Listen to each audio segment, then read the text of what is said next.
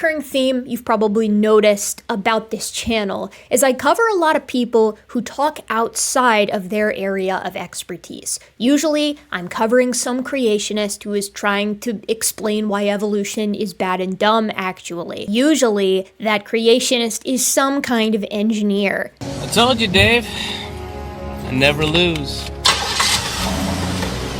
Those engineers, they see design everywhere. It's almost like having a job where you exclusively work with things that are definitely designed causes one to see intent where perhaps there isn't any, but I digress. I come on here and I dunk on creationists for getting a ton of stuff wrong about evolutionary theory or my specific area of expertise, which is evolutionary theory applied to humans and our closest living relatives. And the reason I do this is because, one, I can be kind of mean sometimes, and I get frustrated just like everybody else. Two, I hate misinformation, and I think that people should shun it at every opportunity and also correct it at every opportunity, because it's good to be right about things and it's bad to be wrong about things. By the way, that's the part of the video where the philosophy-style creationists will pause and pontificate on how I could possibly know what is good and what is bad. Where do the laws of logic come from? Go on a walk outside. It's a stupid game. It does not work. The logic is really not right. And the third reason why I dunk on creationists talking outside of their area of expertise is because it's just so easy. I'm an apple-hungry little simian in an orchard of choices. Videos here on YouTube with creationists, sometimes laymen, and sometimes with degrees at least within the orbit of biology, telling us why evolution is poo-poo egg are a dime a dozen. And that makes my life, as a science communicator here online, currently writing her dissertation IRL with very little time to spare, much easier. These kinds of videos just don't take very much time. A lot of my videos, I have to sit down and heavily research the current state of opinions on a given topic so that I can give you the most up-to-date status of it, at least in the field amongst people who are actually experts. I don't have to do that when I'm debunking creationists because the things that they're getting wrong are usually basic concepts and understanding of biology. And really, that's what I mean when I talk about the perils of speaking outside of your area of expertise. I think the bare minimum of preparation for speaking outside of a topic that you don't have formal education in should be having a middle school or high school understanding of that topic. I don't think that that's too much to ask. And I would also advise, if you are a science communicator or aspiring science communicator, to, when you're writing on a subject, construct it as if one of the authors on a paper of that subject is going to watch it. That's how I write my videos. I do my homework and I try my best, and that leads to a minimal amount of mistakes. And, perhaps more importantly, when mistakes are made, I'm willing to admit it. Chefs, for your enjoyment today, I have a home-style classic, medical engineer Rob Stadler and synthetic chemist James Tour telling us why evolution, the foundational idea underpinning all of biology, is just overblown hype.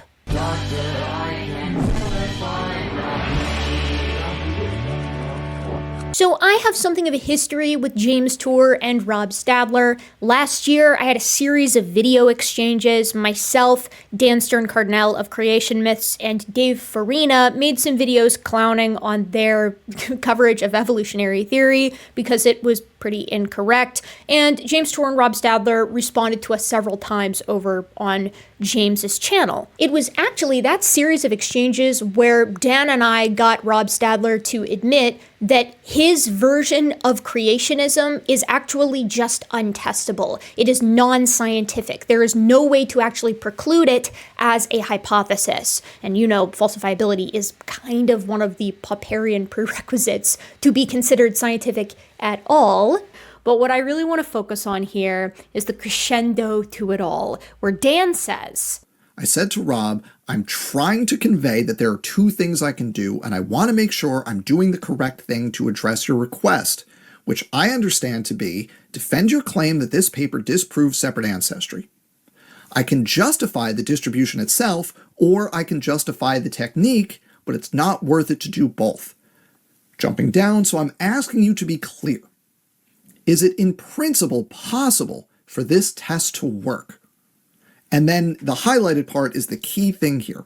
So I'm asking you to please clearly say whether or not the comparison is in principle valid. The whole point of the PTP test, as applied, is that there is some threshold level of parsimony that is beyond the reach of separate ancestry / common design. Do you agree or disagree with that? This is the answer I need. Just an agree or disagree. If the answer is agree, we can talk about the distribution and how it should be constructed, right? Agree that the test works, but disagree about the specifics. If the answer is disagree, we can talk about the basis for the test in the first place, but I have to know which conversation we should be having in order to defend my claim. That's the whole point. I need to know exactly what the problem is so then I can make the argument. And I want to zoom in on this just so we have it on screen all by itself. The whole point of the PTP test as applied is that there is some threshold level of parsimony that is beyond the reach of separate ancestry / common design. Do you agree or disagree with that? This is the answer I need. Just an agree or disagree. And Rob responded, disagree. And that, folks, is the end of this debate. That is it. That's the end. Because what is Dr. Stadler disagreeing with here? He is disagreeing with the position that there is some threshold level of parsimony that is beyond the reach of separate ancestry / common design.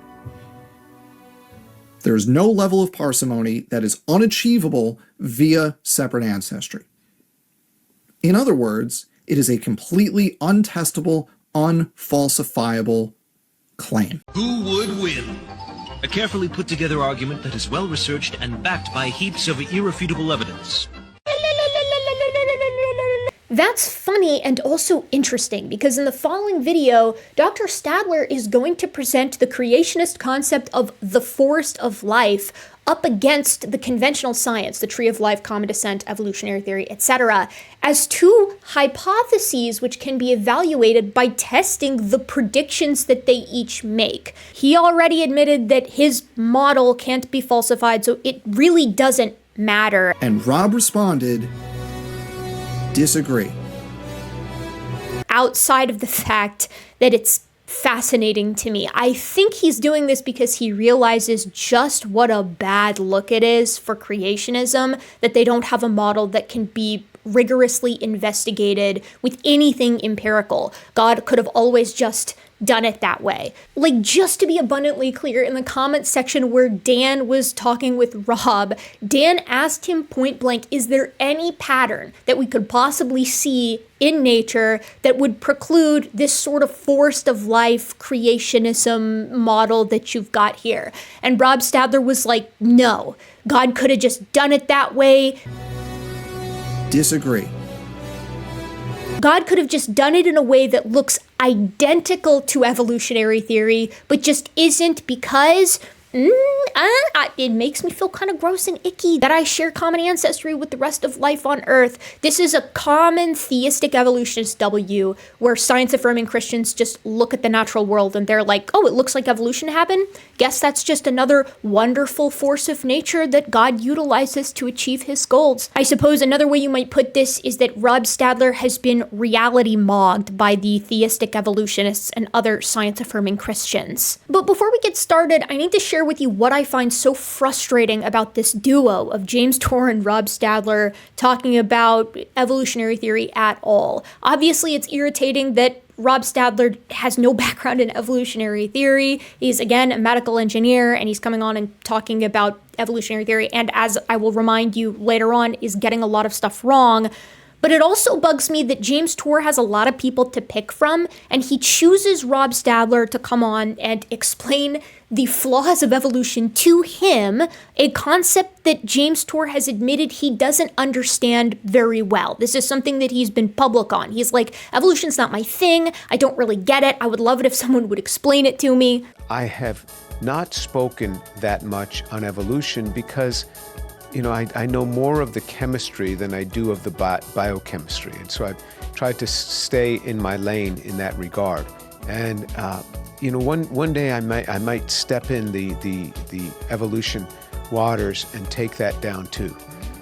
But right now I'll leave it to you. For the record, again, I offered to explain it to him. I was in conversations with his people. They wanted to set up a conversation with me and James about abiogenesis, because I think there's decent support for abiogenesis currently. And I said, sure, as long as he's willing to talk with me about evolution. If we're going to step up and be schooled on a concept that we aren't an expert in, it's kind of got to be a two-way street. I've been public about my support for abiogenesis. James has been public about his skepticism about evolution. This seems like a great opportunity for dialogue, and I was declined. Request denied. People just really don't want to talk to me about the data supporting evolutionary theory. It's just so weird. Well, okay, I say people. One person is willing to do it. Will Duffy is doing it. Truly the gold standard, but I digress. It bugs me that James Tour is so open about how little he knows about evolutionary theory, and yet we get these interviews with Tucker Carlson. And I would never say we should stop teaching evolution. I would say that we need to teach the problems with evolution and put those up front and all over so people can see the huge problems with this. And the title is like super mega awesome world leading scientist expert on the evolution myth. And it's like, that's so irresponsible, Dr. Tor. I would never go on a podcast with anybody and talk about abiogenesis the way that you talk about evolutionary theory. It's bad enough that he fumbles the ball so royally in the conversation with Tucker Carlson. Like, again, he gets a lot of stuff wrong, as he tends to do with this particular topic. But don't you think it's a little bad form for a scientist of your caliber to say openly so many times that you don't really understand evolutionary theory, and then to talk on a pretty large platform about that, and then to allow the title to be what it is? Corruption is not bad. Corruption is only bad if I'm not involved. Yes. Anyways, today I'm going to be deconstructing their coverage of long-term evolution experiments, mostly Rob Stadler's coverage on the subject, and I'm going to be joined with some friends here and there, including Dr. Dan Stern-Cardinal, who is an evolutionary biologist. A lot of our coverage is pulled from this live stream that I hosted the other day to raise some money for Vishanti, friend of the channel, but I'm going to be popping in here and there with some additional thoughts. Let's get started. As always with videos on Dr. Tor's channel, things begin with a coming up next bumper with the dramatic music and the black and white and blah blah blah. They cry evolution is a fact, so be quiet and just accept it. I find the persecution narrative so tiring, mostly just because it's not accurate. Young Earth creationists and creationists generally have managed to publish in conventional literature. When their work is good enough to pass peer review, it is published just like everything else. Just this year, Young Earth creationist here on YouTube, Sal Cordova, gave a talk at an evolution conference. Now, to be clear, these publications rarely, if ever, actually test any kind of model related to creationism or young Earth creationism specifically. Usually they're outlining some kind of problem or proposing some kind of theoretical model that could maybe be tested in the future by someone else. No one is stopping you guys from publishing your own stuff in conventional journals, running your own experiments, proposing your own models, but you won't, and James Tour and Rob Stadler haven't, and the reason is really simple. For Rob Stadler, it's because his model is not falsifiable. It's not scientific. Disagree. And for James Tour, it's because he doesn't know enough about evolution, or for that matter, in my opinion, abiogenesis, to run his own experiments and try to get them published.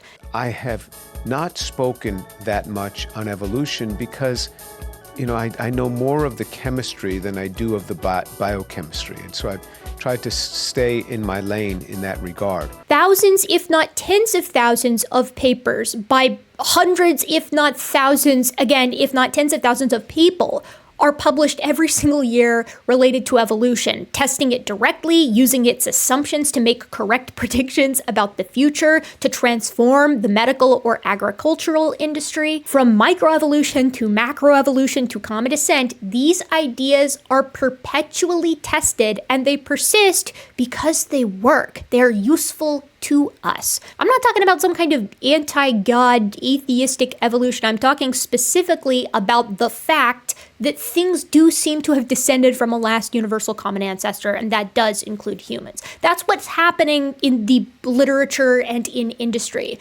Meanwhile, creationism is being hashed out on YouTube and on blogs. Calm down. It was just water. It's not going to kill you.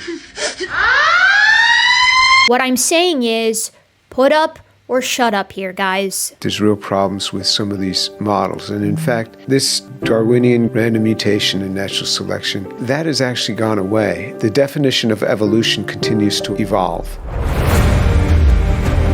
I cannot for the life of me figure out why these guys are shadowboxing with Darwinian evolution via just mutation and natural selection when that idea was gutted by the modern synthesis after the 1920s. You would need to commune with the dead via Ouija board to find a scientist who thinks that modern biodiversity is explicable by just mutation and natural selection. Random mutation at that, not even probabilistic mutation. Rob starts off this presentation proper by outlining the difference between these two perceived competing hypotheses, the tree of life versus the forest of life. The tree of life is just the conventionally scientific perspective that all modern biodiversity emerged slowly over time through descent with modification from a last universal common ancestor. And the forest of life is Rob's pet hypothesis, the one that we see from a lot of creationists, specifically young Earth creationists,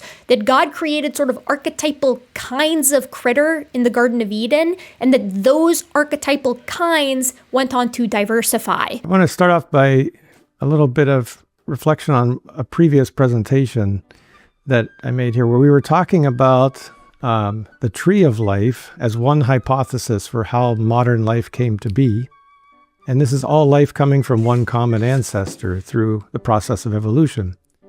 And there's an alternative hypothesis, which is a forest of life, where one tree represents each kind. There's a different tree for each kind. And each kind of life is free to diversify over time up to a constraint.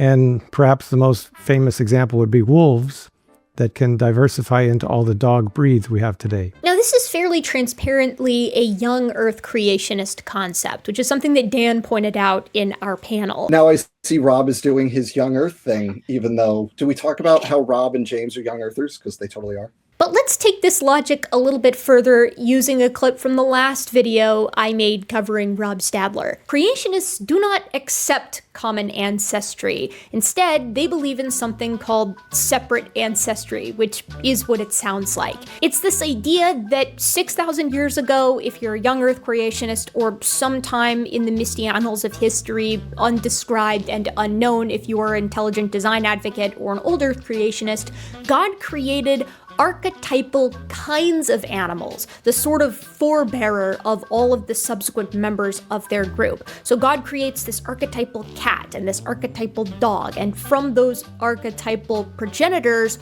all modern members of that group descend. These are the created kinds of organisms mentioned in Genesis. There's a lot of legwork that they do to sort of connect the dots there, and a lot of that involves sort of penciling in their own dots. But the idea is that everything can be related within a kind, but kinds aren't actually related to one another. And any similarity that you might see physically or genetically, well, that's just the result of common design. Now, you might be thinking to yourself, well, where are these lines? Like, what actually are the created kinds? It depends on the creationist you're asking and when you're asking them that question, but typically they'll place it, especially for big-bodied animals like mammals, around the family level. So Felidae, or all the cats, That's one created kind. So tigers are actually related to house cats and lions and servals and things like that, but none of them are related to, say, dogs. Another kind might be the Canidae kind, or dog kind, where you have wolves and you have maned wolves and you have foxes and you have domestic dogs, and all of those guys are actually related, but none of them are related at all to, like,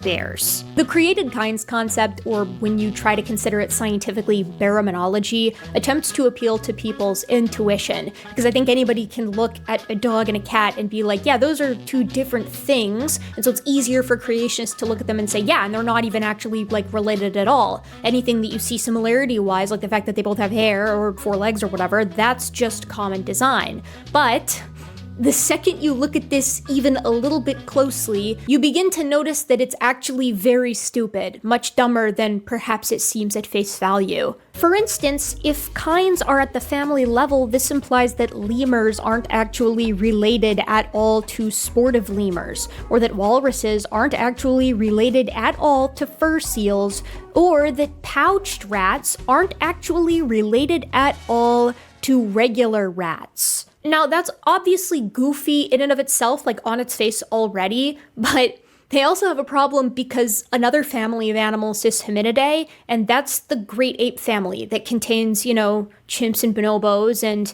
gorillas and orangutans and humans. And that would mean that humans are great apes that are actually related to other such great apes by common ancestry and not by, like, common design. But I'm not kidding when I say the way that they get around that is they just go, no, the rules don't apply there. It's actually different for that because the Bible says so. Okay. Personally, I think the forest of life crumbles if you just look at it for more than 5 seconds, but Dapper took it in a different direction. Well, I have one quick comment, which is I feel like his point would be better if it wasn't very obvious that his graphic is exactly what the forest of life is, which is just arbitrarily cutting off common ancestry at some level for no reason. Because it's literally what the graphic is. Well, we know the reason. Yep. Well, yeah, we know the reason is a young Earth. No scientific reason. Great. This tree clusters plants and fungi together to the exclusion of animals, and it should not. Animals and fungi are more closely related to each other than either is to plants. So this tree is also just wrong, which every time a creationist puts up a phylogenetic tree, my first instinct is, okay, what did they screw up on this tree? Because there's always some major glaring errors. All the way over there, you're right. I love that Dapper points this out because it really underscores the eyeballing it method that creationists like Rob Stadler tend to use when it comes to creating, like, this forest of life. Because fungi are more closely related to animals than they are to plants, and we know this because we've sequenced their genomes, and genetic similarity in every single case that we've been able to observe does equate to relatedness, whether we're talking about a family tree within humans or a court paternity test or the similarity between plants, fungi, and animals. But Rob's method is, well, plants and fungi don't really move, so I guess they're more similar than either is to animals, since animals move. Don't ask about sponges. You know, we could sit here too and take issue with the fact that these are both being pitted as two equally worth considering hypotheses in the year 2026, as if the former has not been, like, had everything in the kitchen sink thrown at it for the past 150 plus years. But also, one more small digression, which I know we hate here, so I apologize. Yeah. Can't stand them. Last year, he just admitted that straight up, like, God could do it that way, so you can't test this hypothesis. He straight up admitted that. Like, he told you that, didn't he? He told me that. Like, to me, he admitted that. Yeah. Amazing. So, and Rob responded, disagree. I personally am never going to let Rob Stadler forget that he admitted his model is non-falsifiable and thus non-scientific, and I know Dan's not either, because it's kind of important for this conversation, isn't it? Rob continues onward and takes issue with this idea that scientists propose the evidence for evolution is overwhelming, and he's got 3 reasons why. I have 3 big problems with that. The first big problem is that these biology textbooks and most of the media, they present this as a totally one-sided argument. They don't give a fair, balanced presentation. It's all in favor of evolution, and there's no limitations. There's no questions asked. It's just completely a sales pitch, I would say, all in favor of one side. This won't shock you, but the panel had some objections to this. Yeah, so you've got a century and a half of literature, the construction of a field from, hey, here's my idea, to 50 years later-ish, you have the construction of a mathematical theoretical basis for that field, which was subsequently empirically confirmed again and again as we started to understand the molecular basis for all of these processes. And then when we started being able to sequence genomes, that was a giant test of, does all this stuff actually work the way we think? And the answer was yes. And on the other side of the ledger, we have like 6 papers that creationists have managed to publish in the mainstream literature, none of which explicitly mention or argue for creationism. What two sides do you want us to present, Rob? You could take every paper written by a creationist that has ever appeared in the mainstream literature, and it would be 1/10 the length of that textbook. I go on to note that intelligent design think tank, the Discovery Institute, included within it an initial goal at its inception in like the 1980s, late 1980s, of trying to be more present in the literature and come up with a feasible model with intelligent design at its core that could rival evolutionary theory. And yet, it is, 40 years later? Almost 40 years later, and they are no closer to having an actual model that They're can farther, be I'd taught say. at all. They don't have a model, but they haven't even tested versions of a model that could feasibly even enter into the lexicon as something that's worth giving the time of day, right? And this is something that, I mean, Dan, I remember your conversation with Michael Behe. He knows that there's no model. Yeah, he knows. And which is hilarious, because if anyone's going to figure like out the specifics, you'd think it would be him. And he just like throws a book out every decade and calls it good and makes no attempt to like build a foundation for a field of study. Zero. Michael Behe is one of the biggest intelligent design proponents. He's written book after book after book on the subject. And in a conversation with Dan, even he admitted that they don't have a scientific model. Rob gives his second objection. The second big problem is that some evidence that is kind of equivocal, it could equally support either of the two hypotheses, tends to be presented as exclusively in favor of evolution. We weren't a big fan of this one either. It rubs me the wrong way how Rob has set this up already, and he's going to continue with this. So just so you know, the way that this works is that he's going to give his 3 things, and then he's going to say there's 2 models, the tree of life and the forest of life, and they each have these predictions that they make, predictions, as in made before. And we're going to look at this new paper that's sort of a meta-analysis of long-term evolution studies, and we're going to see which model the glut of the data actually supports. That's how he's going to set this up. But Rob, your model can't be falsified. We established that. You told us that yourself. And Rob responded, disagree. There is nothing we can do to actually preclude your model scientifically, which is why, as you have said to both Dan and I believe publicly as well, you have to resort to trying to poke holes in evolution. That's all you've got. Your model has no legs. It doesn't make any predictions. And by the way, a retrodiction and an accommodation is not a prediction. Saying this is what we would expect is not the same thing as Charles Darwin laying out the very basics of this in 1859 and then being fleshed out by subsequent scientists throughout the modern synthesis up to the present day. So to be clear, Charles Darwin in 1859 made an argument that all life on Earth could be traced back to one or a few last universal common ancestors. Now, it wouldn't be for many decades that we would be able to test this genetically because genetics was not invented yet. Once we were capable of sequencing genomes, remember, genetic similarity is the means by which we determine relatedness within and between species, we found that all life forms a massive nested hierarchy, a tree of life, if you will, meaning that evolutionary theory, specifically common descent, has already passed the biggest singular test that could be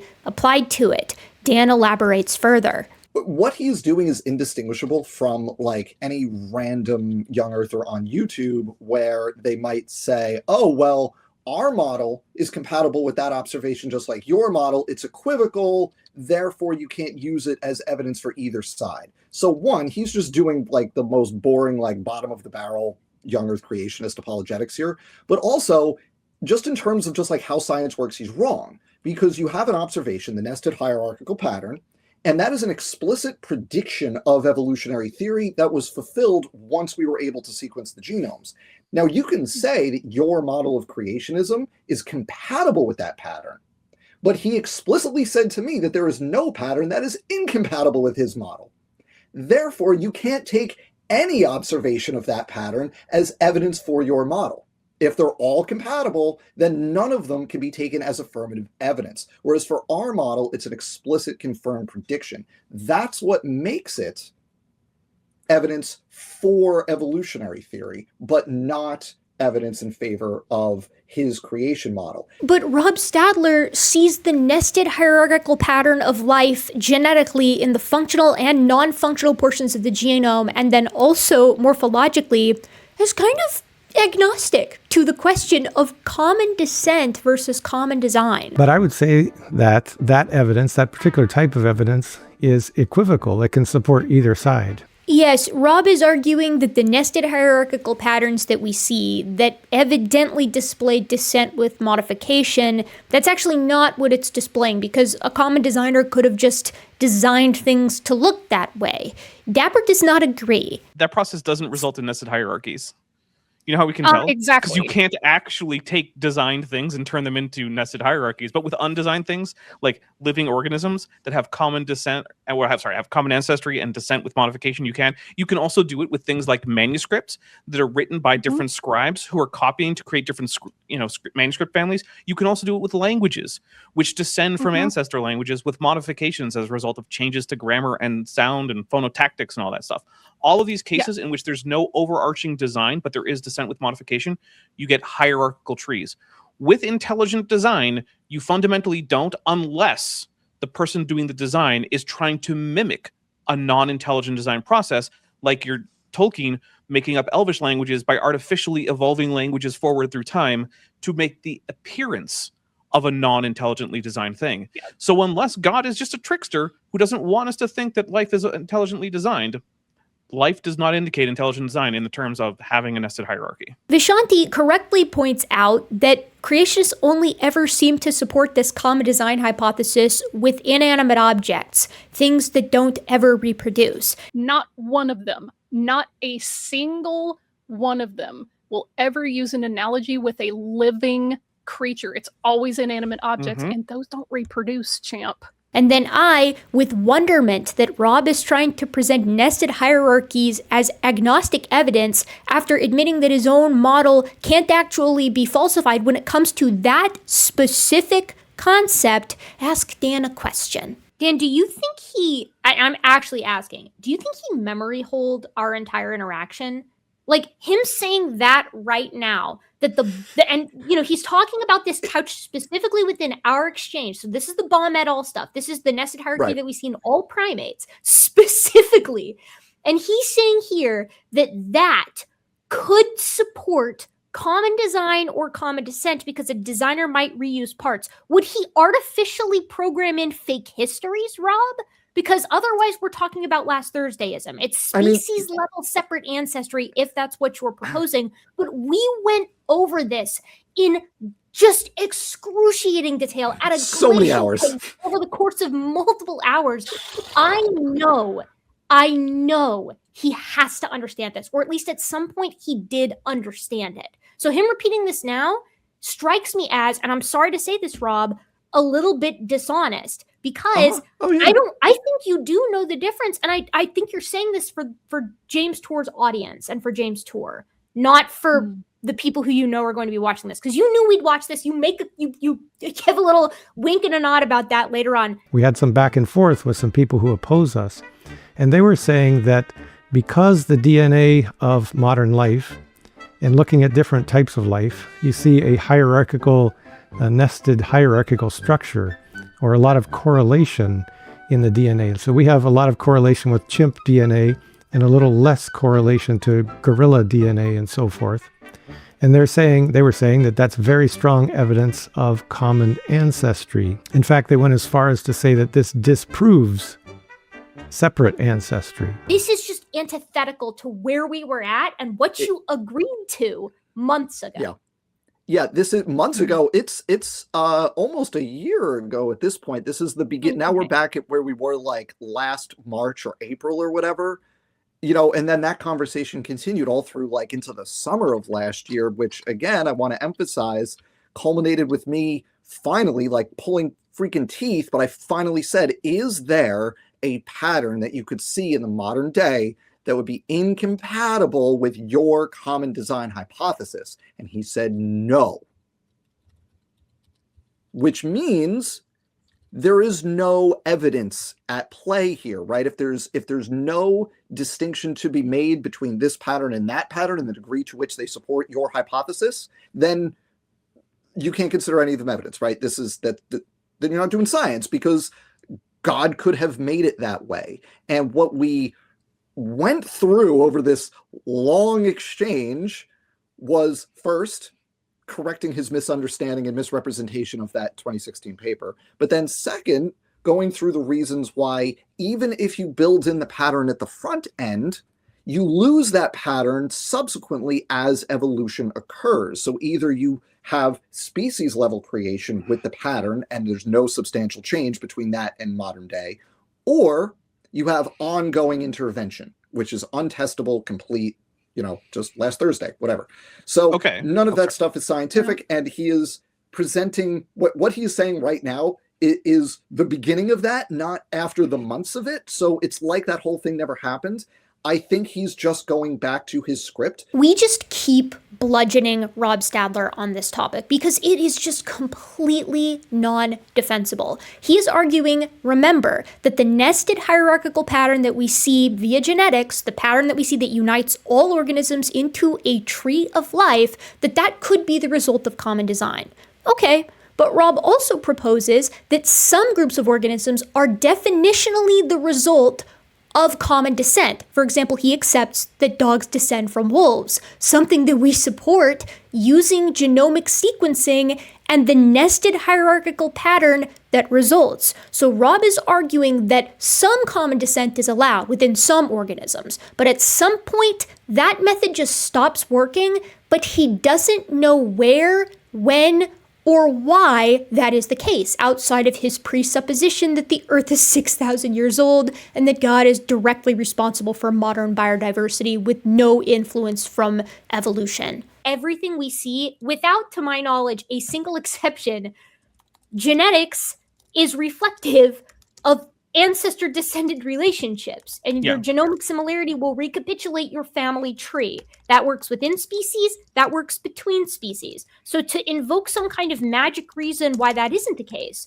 with zero reason why we should suspect that the current setup and our current models don't work, because they continue to make accurate predictions and underscore agriculture, medicine, and so on and so forth, is like goofballery to the highest degree. That makes zero sense. Yes. Yeah. I tried to work out what would have to be the case for that to happen. And what I realized is there would have to be two things. One, genome would have to not correlate with, genotype would have to not correlate with phenotype at all. And the genome would have to not be inherited from parent to offspring. And if both of those things were true, then yeah, sure. Maybe we could get to the point where we say that genotype and phenotype and relatedness have no connections, which was we don't see that. We see the opposite of all of that. Congratulations. That was all actually... paternity tests are fake. All DNA tests are fake. Genealogy doesn't work. Get wrecked. I mean, I know some guys who would be very stoked if all paternity tests were fake. Seriously. And just for good measure, Dan points out that relationship between genetic similarity and actual descent, actual family trees, actual relatedness, that's not an assumption. It is something that we have directly tested. I just put in the YouTube chat a link to a paper from 1992, Hillis et al. 1992, that actually tested this idea, because that's what scientists do. We test things. So they actually, what they did is they used experimental populations, and then just looking at the descendant groups. So they had a population, split it. And then at the end, they sequenced the descendant experimental populations and then did phylogenetics on the descendant groups, and then rebuilt using the phylogenetic techniques, the pattern of descent. And wouldn't you know it, the techniques matched the true tree that they knew from the experiment. So we've actually tested this proposition of, does similarity does it actually show relatedness, or is it just happenstance? And the answer is it is an indicator of relatedness directly. It's not a thing that's up for debate. It's The third big problem I see is that evidence that only provides low levels of confidence, kind of sketchy evidence, tends to be prioritized over evidence that actually gives high confidence. So Rob believes that there are evidence types that should be considered hierarchically. So some types of evidence for a concept, like evolutionary theory, are low confidence, and some are high confidence. An example of low confidence evidence would be something like the fossil record, because you weren't there to see it happen. Well, he's kind of gone back and forth on this, but like, did you directly observe it? Thinking like when you're talking about evolution, did you directly observe the evolutionary change?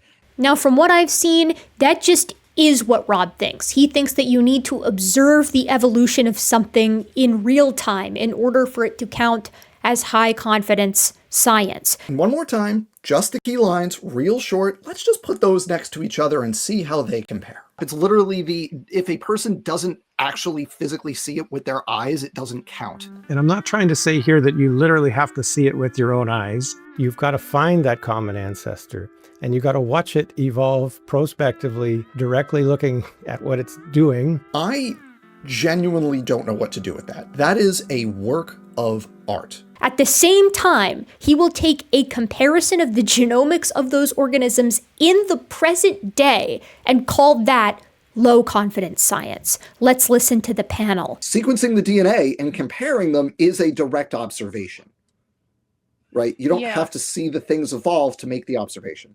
I would love to ask him, James, see, there you go, I'm switching in my head. Rob, I think you're a young Earth creationist, but you're cagey on it. So one, how old is the Earth? Like straight up, you got to tell me, like, give me an answer. If he says old Earth, I would ask him, how do we know? Did you watch the Earth age directly? Did you watch the Earth form? Yeah. Billions of years ago, right? And, oh, well, we could tell with okay. So it's actually okay to use evidence from the past if you agree with the conclusion, but it's not. Now, he may be a young Earther, in which case, how do you know there was a flood? Were you there? Was he there? Did you watch Moses lead the Israelites out of Egypt, Rob? Did you, how do you know all those layers were laid down by a flood? Because you're a young Earther, right? So he's full of it because he will accept and utilize evidence from the past that's not directly observed when it is convenient for him, whether he's young Earther or an old Earther. I think he's a young Earther, but if he's an old Earther, even better.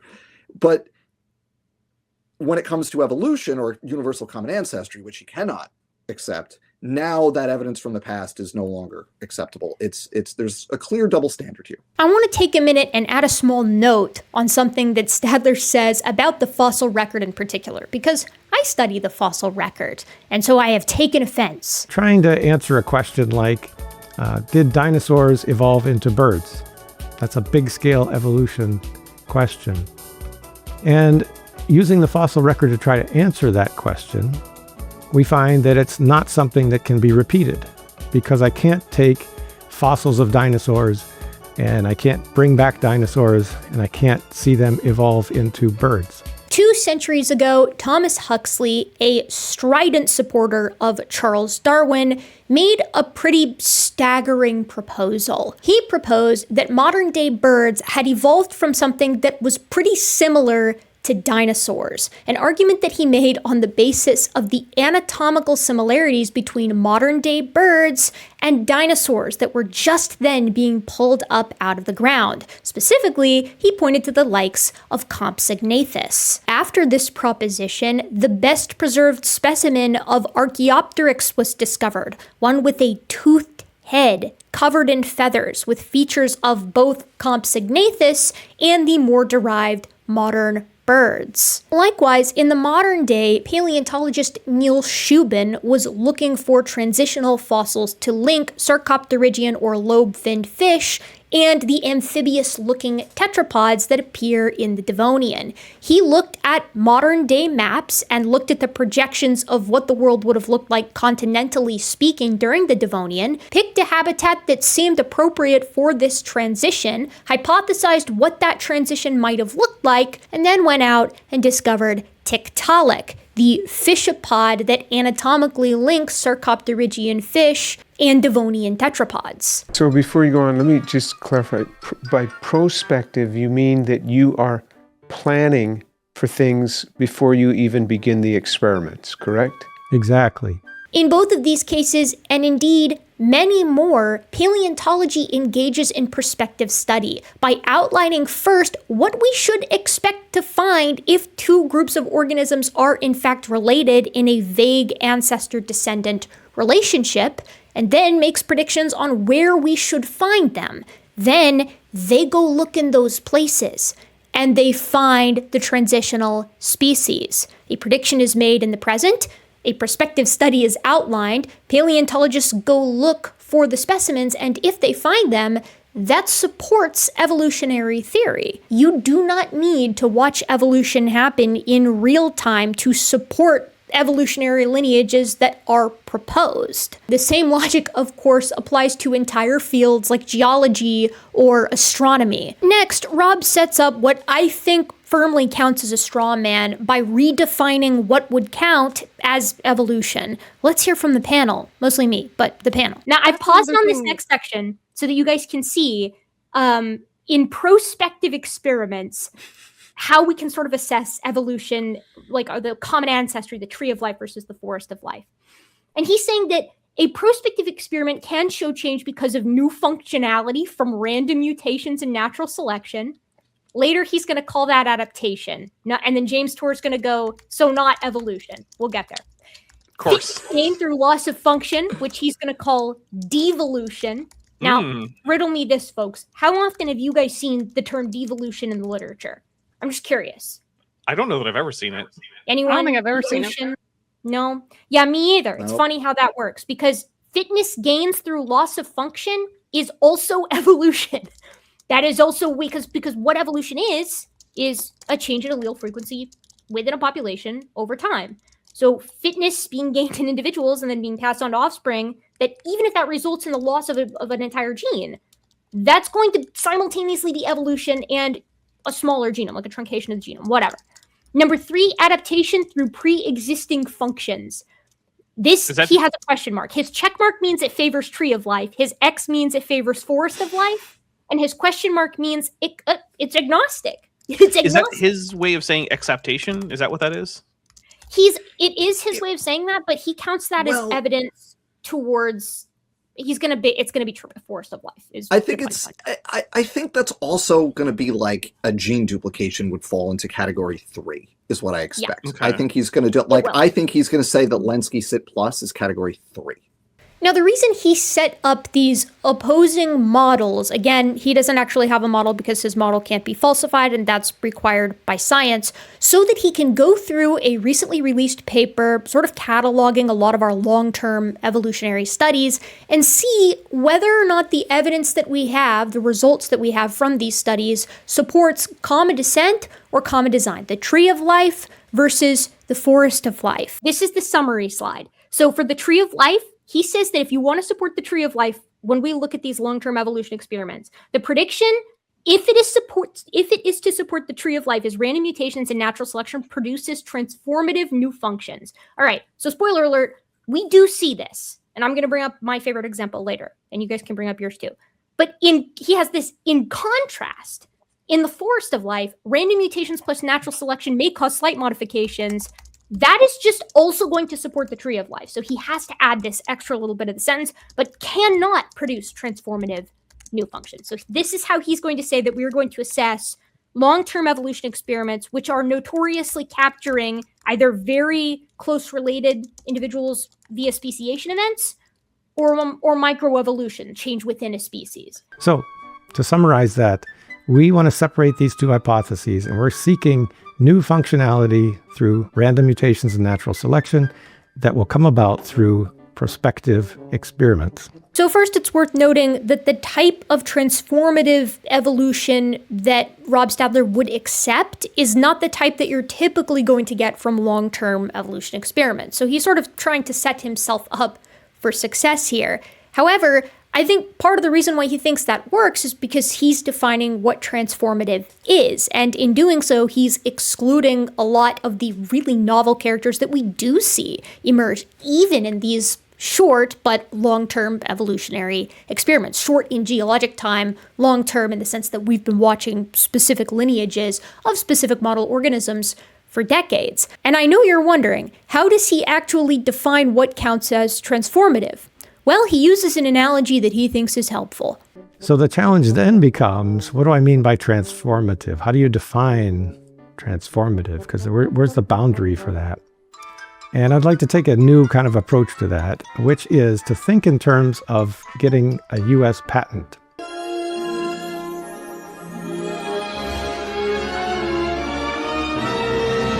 Right. Whether or not a characteristic counts as being transformative evolutionarily should be robustly considered by comparison to a human invention's ability to secure a patent. So I have some experience in getting patents. And to get a patent, Jim does too. We both have over 100 patents. But to get a U.S. patent, you need something that is both novel and not obvious. So first of all, I don't care about any of that. Whether or not something is beneficial evolutionarily is determined by how it impacts an individual's fitness, the differential reproductive success that they have, right? How many offspring do they leave behind in comparison to other members of their population? But also, getting patents isn't hard. You know who also has patents? Terrence Howard? Our entire world economy is based on 1 × 1 = 1. So if you can prove that an action times an action equals a reaction, which science proves, then 1 × 1 must equal more than 1. And to have the physical proof of it, that kind of shakes things up a bit. That's exactly Terrence Howard terminology.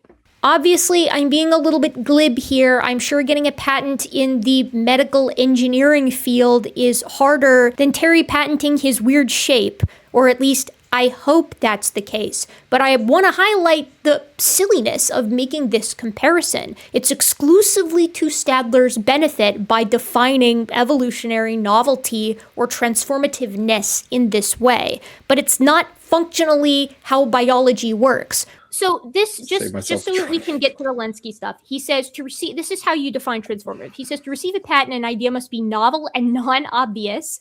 It must not have been previously patented, described in a publication, or made available to the public. And it must not be a minor tweak, but an inventive leap. That life is based off of millions of innovations. He says we should easily see, since there are all these transitional species in the fossil record, mind you, which he says is low confidence science and doesn't count, that we should see this. So simultaneously, we can't look at the fossil record to see these leaps across millions of years, which we can and do see. We actually must watch them happen in long-term evolution experiments, which have been going on for maybe a maximum of 50 years, I would say. Probably not more than that. Maybe a little bit more, given a little leeway, since I don't know that area. So does this or does this not sound, again, like we're asking to watch the evolution of all life on the planet in real time? To be clear, I agree that there are millions of transformative leaps, if you will, across evolutionary history, looking at all of the lineages that have existed to yield modern biodiversity.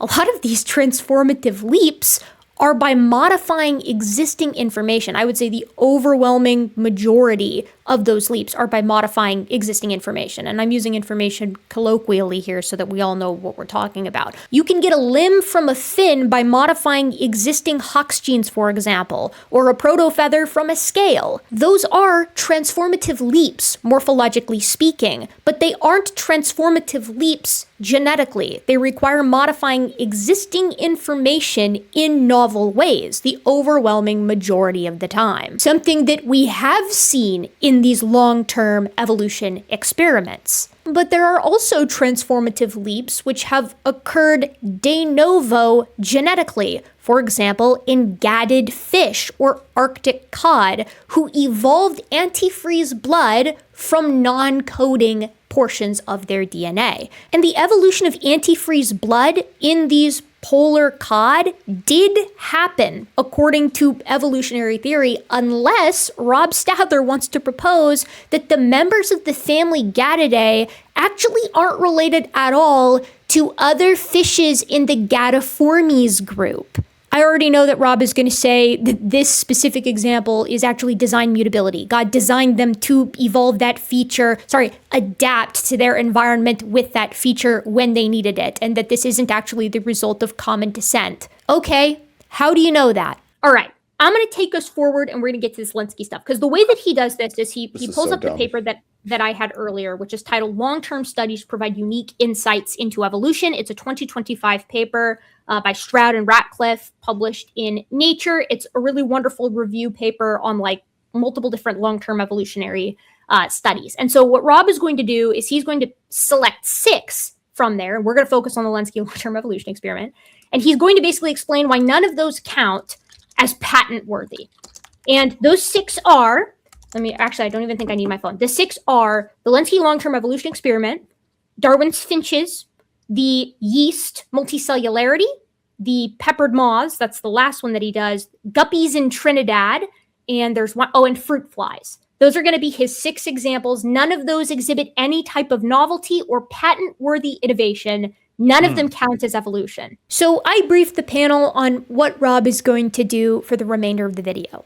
Full disclosure, we spend all our time on the Lenski long-term evolution experiment, but I am going to pick up the slack and touch just a little bit on the other ones that he mentioned. Before we get to that, you need to know that Rob really wants his 6 criteria for being a high-confidence science to be legitimate and taken seriously by the scientific community. And so he takes a quote from the paper he's about to go over and argues that the authors kind of agree with him as far as this hierarchical system of evidence goes. But first, I just wanted to put up one slide here to discuss how Stroud and Ratcliffe in this paper, they actually are very supportive of what I've said about the levels of confidence, about the 6 criteria. Unique insight does not equal superior insight, Rob. The fossil record offers unique insight that current long-term evolution experiments can't offer. Like, how did it actually happen? How did it actually go down? When did it actually go down? Which characteristics evolved first? Unique things that current 50-year-long experiments can't quite get. They're both important for different reasons. So no, I would not agree that the authors are in support of your hierarchical classes of evidence here. Then, inexplicably, he reads a line from the paper where the authors give a completely correct and obviously then different definition for novelty or transformativeness than the one that Rob Stadler provided. I don't know why he does this. Okay. Innovations refer to new traits that enable organisms to interact with the environment in a novel way. I appreciate the transparency. He continues reading and adds some additional thoughts. And I'd like to highlight the next part. However, making a compelling case for cause and effect relationships between the emergence of an innovation and subsequent evolutionary dynamics is notoriously challenging. So I kind of scratched my head there because, if this tree of life is real, we have millions of innovations happening over time and millions of species coming out of it. And so you'd think it wouldn't be all that hard.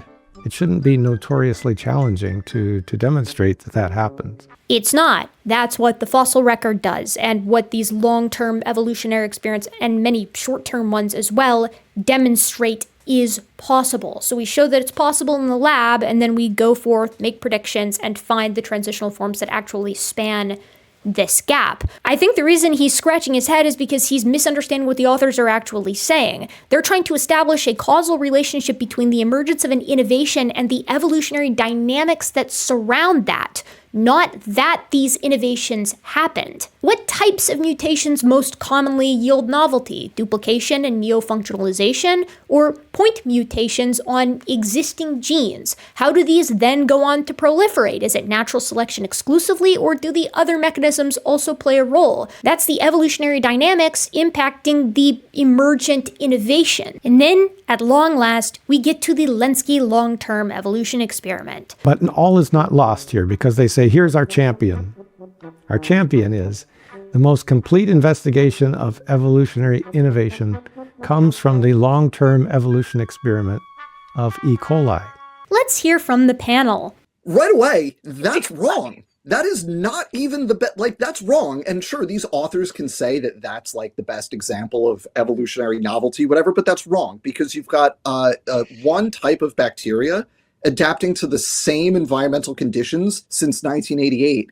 You wouldn't expect a whole lot of novelty for that because they're adapting to the same conditions continuously. They're being pushed towards one fitness peak for one very particular set of conditions. So you wouldn't expect a whole bunch of new stuff to happen. You're going to get to that peak and then you're going to stay there. So like the whole premise that we're talking about here, that the LTEE is the be all and end all, like it's the final boss of experiments and evolutionary novelty, that's wrong. So let's get a little bit of background on the Lenski long-term evolution experiment from Creation Myths' Dan, friend of the channel, using a clip that I stole with permission. We are talking about the Lenski long-term evolution experiment, or LTEE. This is a fantastic experiment. It's run by Dr. Richard Lenski. It's been going since 1988, and the concept is pretty simple. We have 12 lines of E. coli, and they're grown in these glass flasks, and you can see right here, each of these has a liquid culture in which E. coli bacteria are growing. And these 12 lines of E. coli have been growing since 1988. So each day, they put some E. coli from the previous generation into a flask with the growth medium. It grows up over the course of the day. At some point during the day, they actually run out of food in the flask, which means the E. coli are competing with each other, so you're imposing a selective pressure. And over the course of the last 30 plus years, we've been documenting the evolution of these 12 lines of E. coli in real time, and we found some really cool stuff. And when I say we, I mean the people doing the experiment, but more broadly, I mean the scientific community. So the part of this experiment that we are going to talk about today is the CIT+ trait. So a little bit of background on E. coli is they can use a material called citrate as food, but they can only do it anaerobically, that is, when there is no oxygen in the environment. Now, one of the Lenski lines, one of the 12, evolved aerobic citrate metabolism. We call this the CIT+ trait. This was noticed when one of those 12 lines spiked in terms of its population density, and the way they found this was they measure what's called the optical density. It's basically just how cloudy is the solution. The higher the population density of the cells, the cloudier the solution is. And you can see in this figure that this happened right around generation 33,000 in the experiment. So we've got OD, optical density here, and you've got generations from 30 to 35,000, and you can see right here it spikes. You have that increase in optical density. That occurred because this particular line, one out of the 12, evolved the ability to use citrate in the growth medium as a food source. So they weren't limited to just the glucose they were given. They had another food source in that growth medium, which meant they could grow to a higher density. Now, obviously, the mutations involved in this trait are beneficial, right? You go from being limited to having a higher limit. That population can grow to a higher density, obviously a beneficial trait, and this is a problem for creationists because it turns out, and I've talked about this in some other videos that I'll link down below, like when I talked to Dr. Michael Behe, this trait meets Behe's criteria for an irreducibly complex biochemical trait. So creationists need a way to explain away what's going on here with this CIT+ trait. Dan's been fielding this particular creationist contention for quite some time, so in our panel, he delightfully asked to make some predictions as to how he thought Rob was going to, if I may, spin this. Can I make some predictions first? Please, while I'm finding it, predict away. So first, it's not new because the gene in question for the CIT+ trait actually existed before. You're just duplicating it. Therefore, it's not actually a new trait, even though it is a new trait because trait equals phenotype. So it isn't. The aerobic citrate metabolism is a new trait. He'll say it's not. He's also going to say, and I have not watched this video, he's also going to say that it's actually devolution because they lost the ability to regulate that gene, which is wrong. The original copy, you could still turn it on and off. The new copy, you could turn it on and off, just different conditions. So you didn't lose that ability. That's just wrong.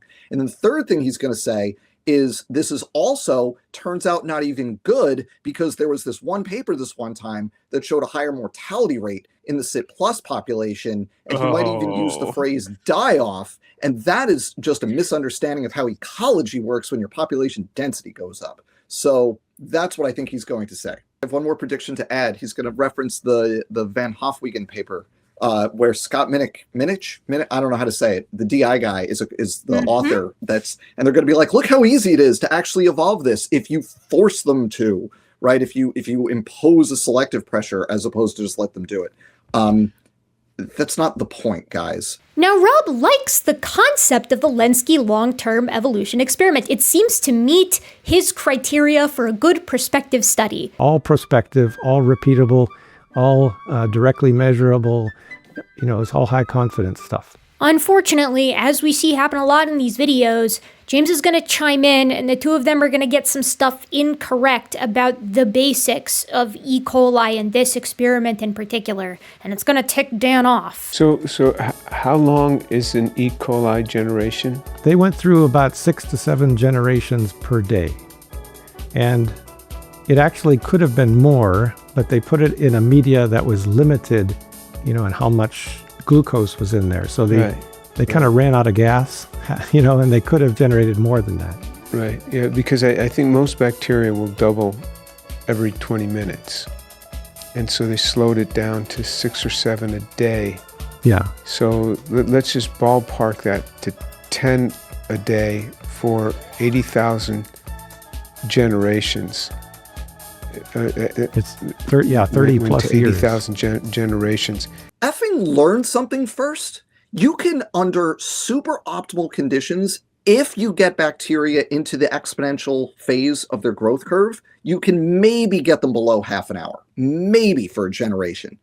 But that is not most bacteria. That is the fastest replicating bacteria under optimal conditions and only for a part of their growth cycle because they start off with a small population, very slow. They get to that exponential phase, but then it rapidly is going to peter out. So that rapid exponential phase is only going to last maybe a few hours because typically you're doing it in a limited media where they run out of food at some point. Once you transfer them to more food, they're going to slow down. And even if you add more food, the waste products are going to start inhibiting their growth rate. So you can't learn creationists. Learn literally anything about what you're talking about before you try to lecture the experts on it. How would that extrapolate to a human? In other words, how many years would that extrapolate out? Are we talking many millions of years of what it would look like if we were to compare, say, human evolution to that in an E. coli?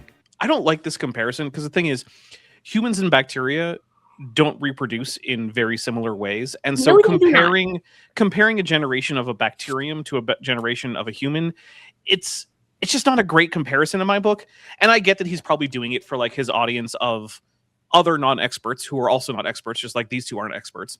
But like it's just weird. Yeah, that's it. That's all I have. Sorry.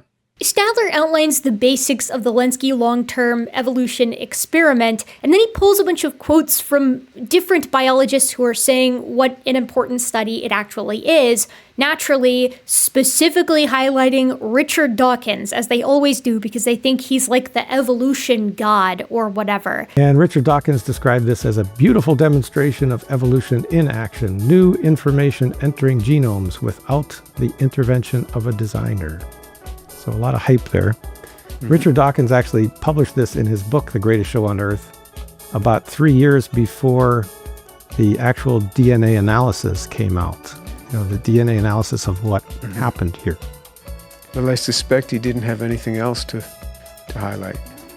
I think this was the biggest thing to talk about, yes. Right. No, pause. No, that's wrong. Pause. What? No. From a, God, just read, learn, crack a textbook on literally freaking anything. These two clowns. That is cool. That trait, the sit-plot trait, which we'll go through, is cool, but that is not the single most important thing that came out of the Lenski experiment. The thing that, at least from a theoretical evolution perspective, that is the big cool thing, is the relationship between mutation accumulation and population fitness and a bunch of other things, right? And so one of those 12 lines of bacteria in that experiment became what's called a mutator lineage. They evolved a mutator phenotype, where they, now creationists would call that devolution, because what's happening is they're deactivating some error checking. So they accumulate more mutations per generation than the ancestral phenotype. Basically what they're doing is they're evolving a higher baseline mutation rate.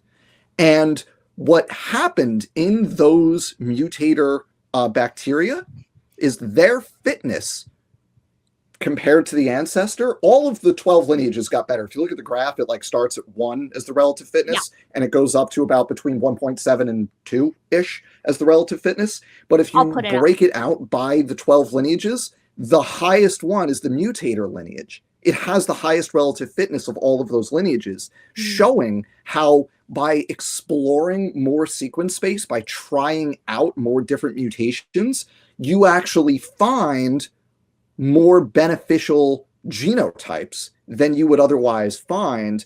And over the term of the experiment, that is a net plus, which is the opposite of what creationists would claim because of, genetic entropy. And if you get more mutations, you're going to go extinct faster as you're going to break more things.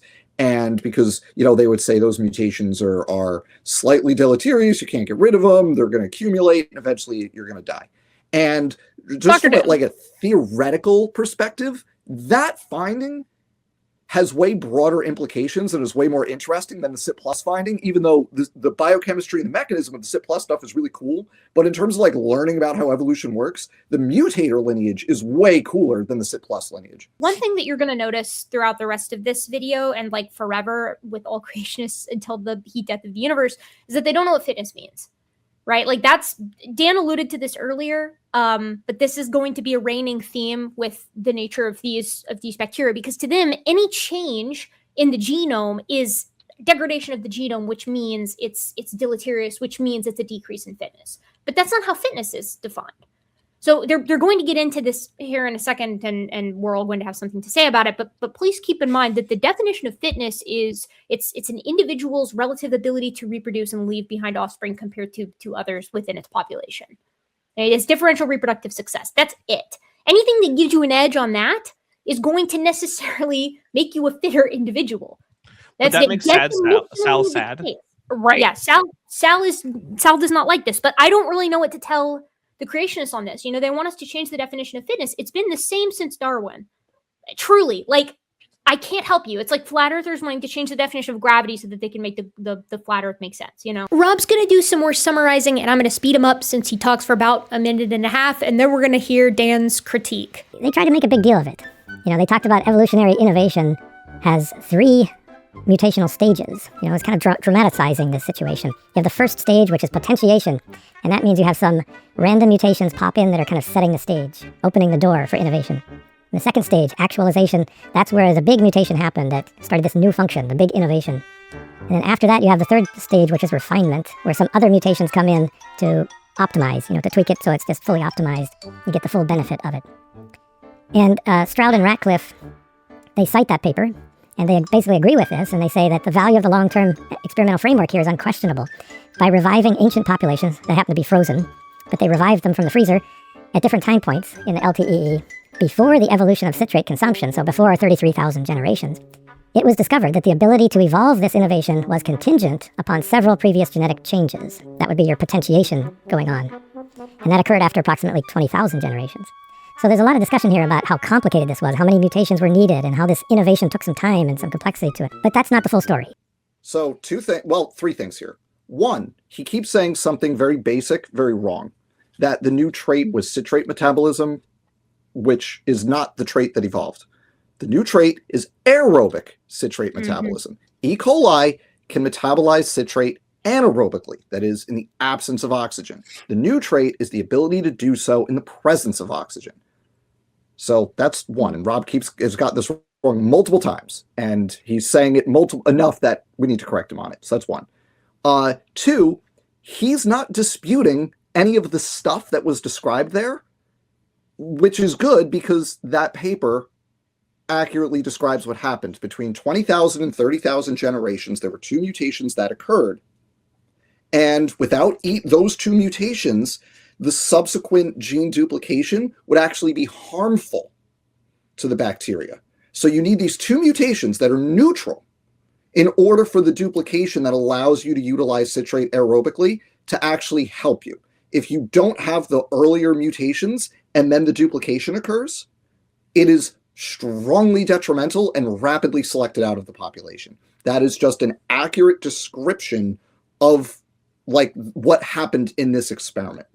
Okay. Dan, correct me if I'm wrong. Didn't he just say something to the tune of there's no telling how many mutations and had to happen and how complicated this was? So you're telling me that there were 2? There were 2 what they called in that paper priming mutations or potentiating mutations, and then the gene duplication, and then you actually had subsequent mutations that occurred after that. That's in that, I forget the word, but the refined or whatever, the optimization that optimized that trait once the phenotype actually appeared. Boy, though, Third that thing, doesn't sound like there's no telling. That sounds like there is telling. It sounds like we know is exactly.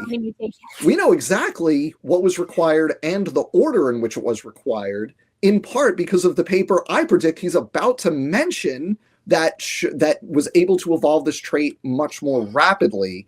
If I recall correctly, they didn't start with the original generation 0 bacteria. They started further along. They took a sample from further along and were able to go from there and get the CIT plus trait much faster by basically imposing a stronger selective pressure. So you had stronger selection operating.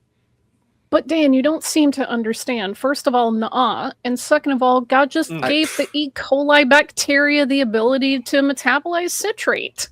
Duh. There you go. They were born, but then that's... And they're gonna, with that paper, he's gonna bring up the Van Hofwegen paper. If I'm gonna have to eat my hat if he doesn't do it, but I think he's gonna do it right here, where he's gonna say, look, this isn't actually that hard to evolve. This isn't a big innovation. You're able to do it really fast under different conditions. Yeah, okay. That doesn't mean you didn't need this mutation, then this mutation, then this duplication, then this mutation, right? That doesn't negate the number of things that needed to happen for it to happen. You're just saying that in a different population, under different conditions, it happened faster. That doesn't negate it. In fact, because this is an irreducibly complex trait, you're actually showing how easy it is to evolve irreducibly complex traits. So thank you. Because, first of all, we know that E. coli already had the ability to metabolize citrate in the presence of oxygen. In fact, almost every life form, any life form of any kind that has the citric acid cycle has the ability to metabolize citrate. So it's not a new functionality necessarily. The problem with E. coli was that if there was oxygen present, it wasn't able to pull it into the cell. It wasn't able to get the citrate into the cell so it could then process it. So Lenski's group, later they published here in 2014, they later discovered that this key innovation of being able to metabolize citrate when there is oxygen, it actually required only 2 duplications, 2 gene duplications. Pause, equivocation. See, he just effed up because so there are 2 duplications at play here, the CIT-T and the DCTA, right? Those are genes that got duplicated, and the duplicated copies have a different expression pattern than the ancestral copies. Those are required. But he said there are only 2 duplications to get this trait. You also need the point mutations that occurred earlier in the experimental history of that lineage, or the duplications are harmful to you. So you need the other mutations, but those are not duplications. Those are single nucleotide substitutions. It's a different type of mutation. I suspect, doesn't know the difference because he doesn't know what he's talking about. I think he just doesn't know the difference. One is the CYT gene, and this is a membrane-based enzyme that can pull in citrate, but to do that you have to pay one succinate. So you have to eject a succinate, pull in a citrate. And they duplicated that gene and placed it in the DNA. It was placed in the DNA after a promoter that is active in the presence of oxygen. So you have a copy of this gene that's active only when there's no oxygen, and now you have one or more copies that are active when there is oxygen. That's one of the changes. And the second change was to duplicate this other gene, which is a membrane-based importer of succinate. So that basically just to increase its expression. So now you're pulling in succinate, and now you can pay succinate in order to bring in the citrate, and you already have the ability to process the citrate. So now you're golden. And they conclude, surprisingly, strains containing just these two mutations fully utilize citrate, indicating that earlier mutations thought to have potentiated the initial evolution of citrate plus the ability to metabolize citrate are not required for expression of the refined version of this trait. So things are looking simpler now. It's actually just these two genes duplicated and not this whole three-stage process. Also, yeah, that's more... Okay, so two gene duplications is more complicated than two substitutions and one gene duplication. Like, he's wrong about this in every possible way, folks. He's getting everything wrong about this. Can I? So I want to add in on this because this isn't my zone. That's why I brought these guys on. Like it's my zone. You do not need to be this well versed in a subject to discuss it, but you do if you're trying to debunk it, right? Like you need to know it inside and out if you're coming on here and trying to say that this isn't actually, as Rob Stadler has sort of painted it, just hype from the scientific community, trying to amp this up as if it's something that it is not. So doesn't that kind of knock the wind out of what Dawkins was so happy about? I think so, yes. But of course, those who strongly support the Tree of Life are going to defend this to the death, and a lot of ink has been spilled in this in this debate. So it's also interesting to note that the review paper that we're reviewing, this Stroud and Radcliffe, they don't happen to mention this work of Quant. They just mention the previous work of Blunt from 2012. So they kind of missed this.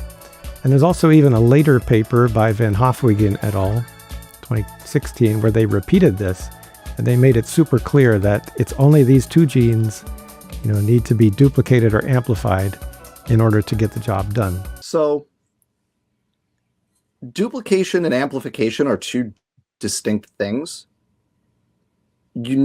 So you can duplicate a gene, you can amplify a gene. Those are two separate things. If you need both, those are distinct things that need to happen.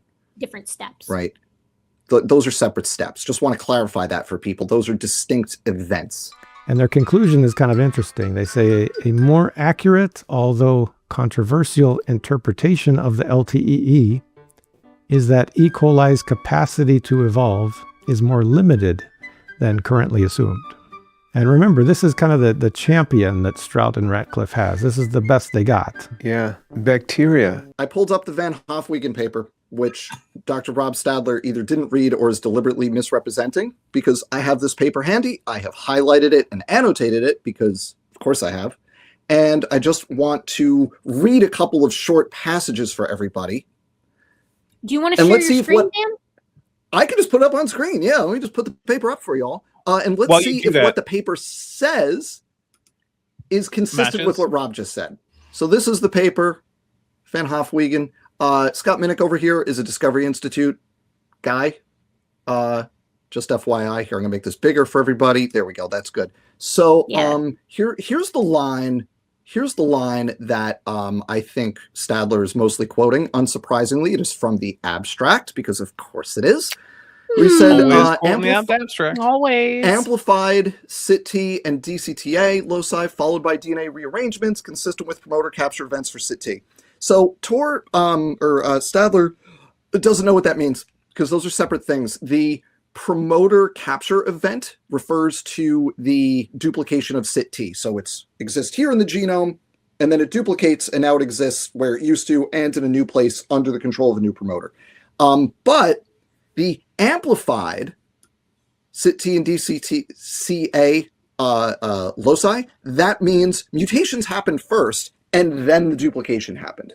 right? So what this is saying is consistent with the earlier paper that Stadler showed that he's saying this paper conflicts with. Now, you can get into more detail and say genetic analysis of Lenski's CIT plus strain showed amplification of the CIT-T locus, so mutations leading to higher expression. That's what that's showing, or higher activity. Could be either way, more of the protein or the protein works faster. Amplification, coupled with promoter capture event, which is the gene duplication, right? So now we've got mutations plus duplication, just like the 2012 paper said. And then a point mutation in DCTA at position -20 from the translational start is also a necessary mutation for efficient citrate utilization. It allows recapture of succinate export during citrate uptake. What that means is you also have to get the more succinate import to counteract the activity of the antiporter that pumps it out when you're importing the citrate. You need to bring that stuff back in because that's also a component of that biochemical system. So this paper, what we just read, is exactly consistent with the 2012 paper, and Rob either doesn't realize that, or is lying about it, or he didn't read this far. This might be a good time for that poll that I suggested. Did Rob Stadler read the papers and fail to understand them? Did he read them, understand them, and lie? Or did he just not read them? It's crazy to me too, because this is a paper that has DI guys on it. Like, you'd think that if it was your team, and there's so few papers from your team, that you would at least be like, I mean, I'd make it my business to be familiar if there were that few of them, right? I mean, and he set out to talk in part about this specific experiment and the papers surrounding it. You gotta you gotta prep. I mean, it's not like he brought this up on the fly. It'd be understandable if this wasn't a presentation that he had prepared for ahead of time. But such is the nature of a Stadler tour. Oh, I want to read one more line here, right here in between my two highlights, because what they're doing is they're picking, they say frozen fossils, so they're picking from an earlier point in the Lenski experiment and going from there. Right? Says amplification of CIT-T, so mutation that gives more CIT-T activity, followed by promoter capture, which is to say duplication. Now, creationists are always a little bit shady about this because the ones who know what went on don't explicitly say it, but they word it in such a way that implies that a promoter moved around rather than the gene itself. But what happened is the gene was duplicated. That was the Carter. That was what's his name? Not James Carter. James Carter. That was James Carter. Just totally biffed that one, even though he wanted to talk about it and then just face planted. Because again, all these guys get their stuff from creationist sources. So like, they're not hearing good information. But then, right, and then either of which allows aerobic expression. These mutations account in part for the novel CIT plus phenotype, and then you get into the other point mutation that's required. So again, like, it's right there in black and white. But I think the fact that Minnick is a DI guy is part of the problem here, because they don't say explicitly, like, there was a mutation that upregulated the gene, followed by the gene got duplicated, and now it's aerobically expressed. But that's a problem unless you can deal with the succinate, so you need to amplify that gene as well. That was the result of a point mutation, right? There's no paragraph that just says that. It's wordy and awkward, and that allows, I think, Stadler here to not get across accurately what is going on. I think even then, even with the wordiness of this, it's hard. If you read this whole paper, I would imagine you would have a hard time coming away with his representation of it, right? Yeah, like, I just don't know that that's a doable deal. Oh no, they got the figure too. They got the figure that makes it really clear. They got there it is. Like, there's your like right here. Like, here's your duplication right there, and then here's DCTA, and you've got mutations in that. So I could go through and read this. We're not going to be here all night while I parse every line of this figure legend. But the figure tells the story that you've got here's your duplication right there. CIT-T. There it is. Tandem duplication right there. CIT-T. And then where's DCTA? It's right there. What's going on with DCTA? Oh, you got a crossover event. So you're right. There's the duplication for DCTA. Yep. So you got the two duplications because those are crossover. And then you also need the point mutations affecting each of the duplicated genes to make it work. God, this It's right there, sucks. guys. It's like it's almost like an evolutionary biologist might be a little better primed to handle a paper on the It's lens almost- function evolution experiment. It helps to have some training in evolutionary bio to read this paper. Shoot. Yeah, but That Dan, sucks. not too many people with that training would be willing to go on and lie to everyone like this. So that's I mean, the problem. I don't know. Does DI have any biochemists on staff that might be better equipped to handle this kind of thing? Can we get Behe on the horn real fast? Maybe he can explain it to him. Well, no, because then he'll be looking at a way that his pet baby, irreducible complexity, can evolve in front of his eyes. He doesn't want to do that. Well, shoot though. Yeah, like, that's true. James Makes it Tor hard. knows James Tor knows Cygart. Cygart's a biochemist. Get Cygart on. Or Oh, Cygart's got a we get Cy biochemist on here, background. yeah, right. Have Cy come explain it to him. You know, I mean, Cy could break this down quite easily. Okay, Dan, am I good to boot you? Are you ready? Switch the screen back. Yeah. Even if Ready. you got one of their own guys to explain this to them, they would still not admit that this confirms evolution, that evolution happened, that evolution is possible, that blah, blah, blah, blah, blah. It doesn't even matter. Dude, watch their long story short on this. I watched that too to prep for tonight. Like they will say it. They will be like, it might seem like the fitness went up, but trust us, this isn't evolution. Like, but okay, nah. okay, but why? Their DNA they share DNA. Their DNA is probably a lot more prone to modifications than say a human DNA. It's much more unstable. And of course, because they have such large numbers and reproduce so rapidly, they can accomplish a lot. So rapidly, they can accomplish. Yeah, do we have a citation for that, buddy? Pause. I need to see some evidence of that. Bacteria have a lower inherent mutation rate than mammals. They have more mutations because they have short generations and giant populations, but they have a lower inherent mutation rate. Hold on. I was so when he said that, I was thinking to myself when I listened to this earlier today, I was like, oh man, I do not know enough about. I mean, I'm no geneticist. I don't know enough about mutation rates to say, but I bet someone. I'm having someone on who does. They're wrong. Right, but still, this is just two mutations. Yeah, and it's even just duplications, so. Come on, Dan. I just wanted to, I'm sorry, I had to look it up to make sure that I had it right, and I got a paper from Lynch. That's Michael Lynch, evolutionary biologist, looking at mutation rates. It's from 2006 is the figure that I'm familiar with that has the prokaryotes with the lower per mutation rate compared to the eukaryote. I just want to make sure that I cite my source on that. There are other sources that show them approximately equal, but the figure from Michael Lynch, anyway, just wanted to make sure that was out there. Even if they were approximately equal, he did not say they're approximately equal. He said that No, he said they're more bacteria are unstable, way more which is unstable. BS. Yeah. So Rob goes on and describes the difference in frequency between point mutations and actual duplication events, where large sequences of DNA are just duplicated a second time. And I think he's pitching this as if it's a bad thing for evolutionary theory, when duplication and neofunctionalization, as I mentioned earlier, is one of the coolest ways in which we get new functions for proteins that we didn't previously have. But Dan points out that he also just mixes up some words here. But it's actually 1,000 times more likely that an entire gene is replicated. Use the right words for things. Replication is when you copy your DNA when the cell is dividing. Duplication is when there's a recombination error and a region gets copied and there becomes two of that region in your genome. Creationists, you want to know why no one takes you seriously? It's because you don't even know what the right words are for things. Start there. Get the vocabulary that you learn in Bio 1 correct, and then we can start taking you seriously. But, start there. Once again, young Earth creationists, stop acting like flat earthers, because you keep on doing it. Use the right words. And I know creationists have been and Dr. Dan, he's so pedantic with the vocabulary. Words have specific technical meanings, and if you use the wrong words, no one knows what the hell you're trying to say.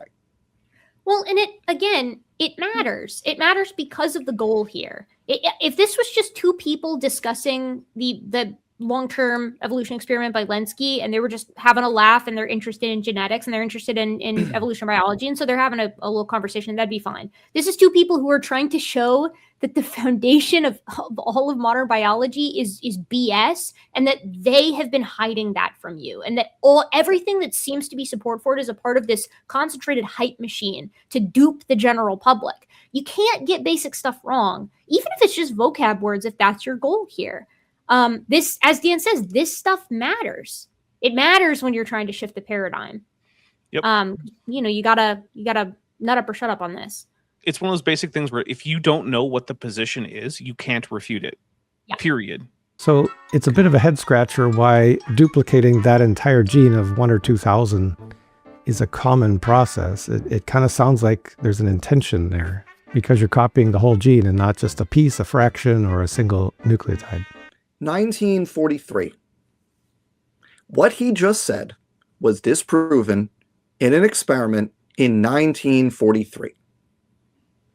It's the Luria-Delbruck fluctuation test, where they tested, this is so perfect because I literally just recorded a video on this a couple of days ago, where in this experiment, at the time, the question of how adaptation works was an open question. Over 80 years ago, in 1943, and they did the test. Is a certain trait the result of random mutation occurring as a population evolves and the members diverge from each other? Or is that adaptive trait a purposeful adaptive response to a new environmental condition? And this leads to a really clear prediction. If it's an adaptive response, you expect to see the frequency of that phenotype approximately equal across all your experimental populations. If it's due to random mutation, you're going to see big fluctuations in the frequency across your different populations. Some are going to have that mutation early, some are going to have it late, some are not going to have it at all. And what they found was the second thing. There were huge variations in the frequency of the adaptive phenotype in the bacterial populations. 100% conclusively showing that adaptive traits occur due to mutations that are probabilistic, not due to a purposeful, directed, adaptive, whatever word you want to use, response to a novel environmental condition. This was from 1943. And creationists, this is perfect because in this video, I love this. I was like, this is continuous environmental tracking. But a lot of creationists say this without using those words. And here we go. He is describing continuous environmental tracking, but he will never in a million years use those words. But that's what he's describing. He used this with, or his own words, I should say. He used them with me, and I think he alluded to it with Dan. He calls this designed mutability. Right? He's talking about a tinkerer. He's talking about an active tinkerer who's actively, like PhD Tony said in the chat. Yes. Did they just suggest that every genetic mutation in every bacterium is a divinely ordained act of intervention? Kind of. Yeah. Sure. Or at least a lot of them. At least a lot of them.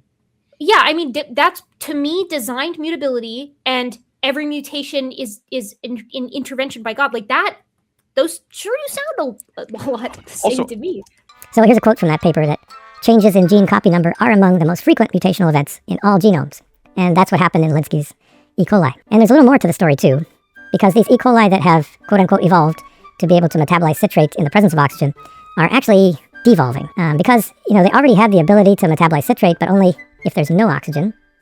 So it's kind of like if you have a switch on your wall that turns a light on only when it's dark outside. So it's an automatic switch. That's kind of what the E. coli have right now, in that when there's no oxygen, the switch changes and now they can metabolize citrate.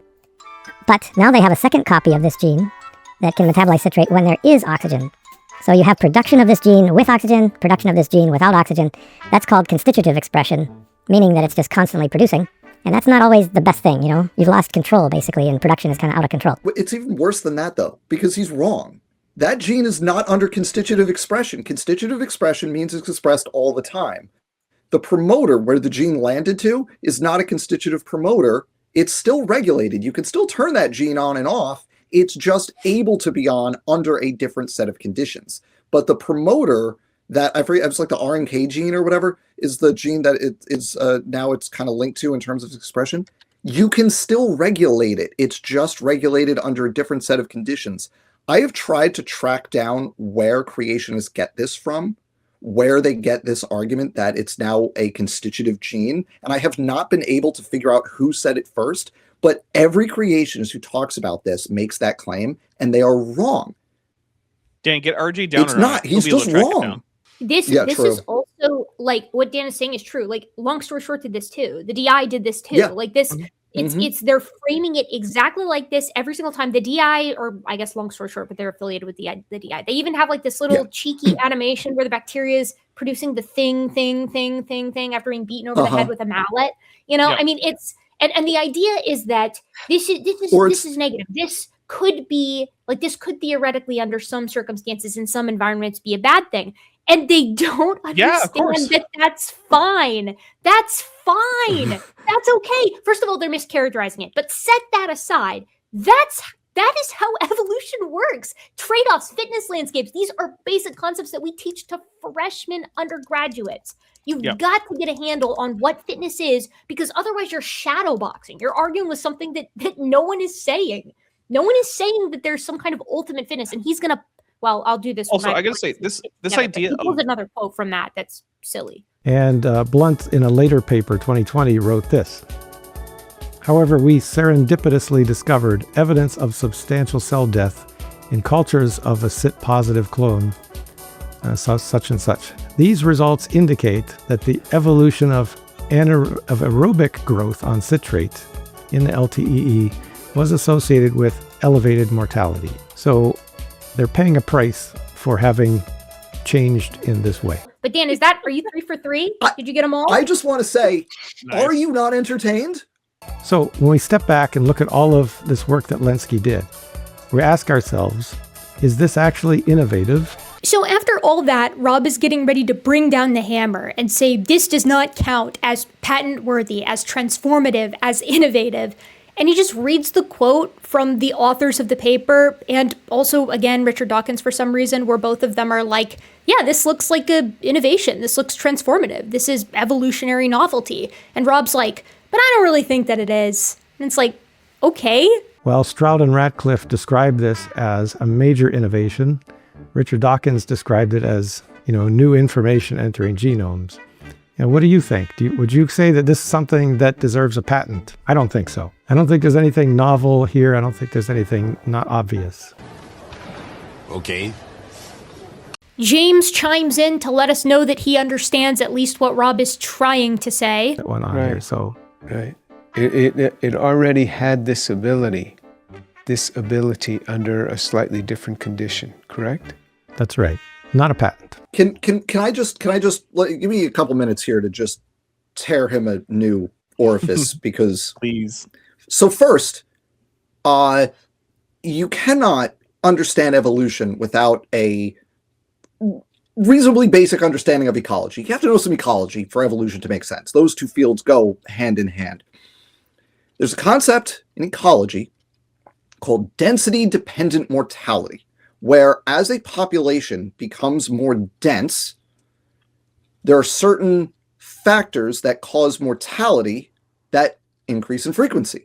Things like disease transmission and waste accumulation, right? Those are larger problems in denser populations. Now, these E. coli, for people who aren't familiar, they're grown in teeny little flasks. They're about this big, right? And you've got like maybe 20 milliliters of liquid media in the flasks, and they're shaking in an incubator so the bacteria don't settle at the bottom. They stay suspended in the liquid. Now, the volume is constant. The flasks are not open. There's a beaker over top of it. So there's nothing going in, there's nothing coming out. It's the volume is constant. The citrate metabolizing populations were able to grow to a much greater population density because they had more food available to them than the other populations. Now, density independent mortality factors obviously are not going to change. They're going to stay constant because they are independent of the population density. But the density dependent factors are going to become more severe due to the greater population density in that volume, in that culture of a constant volume. More cells, same volume, higher density, more mortality due to density dependent factors. The second thing here is the fact that like 2 hours ago or whenever I joined, I was able to say exactly what arguments he was going to make, down to referencing a specific paper he was going to cite and how he was going to misuse that paper. So I just, Rob, because I know you will, I don't know you're going to watch this, but I think you're probably going to watch this. I just want to say this, speaking directly to Rob. You come at us with this weak nonsense.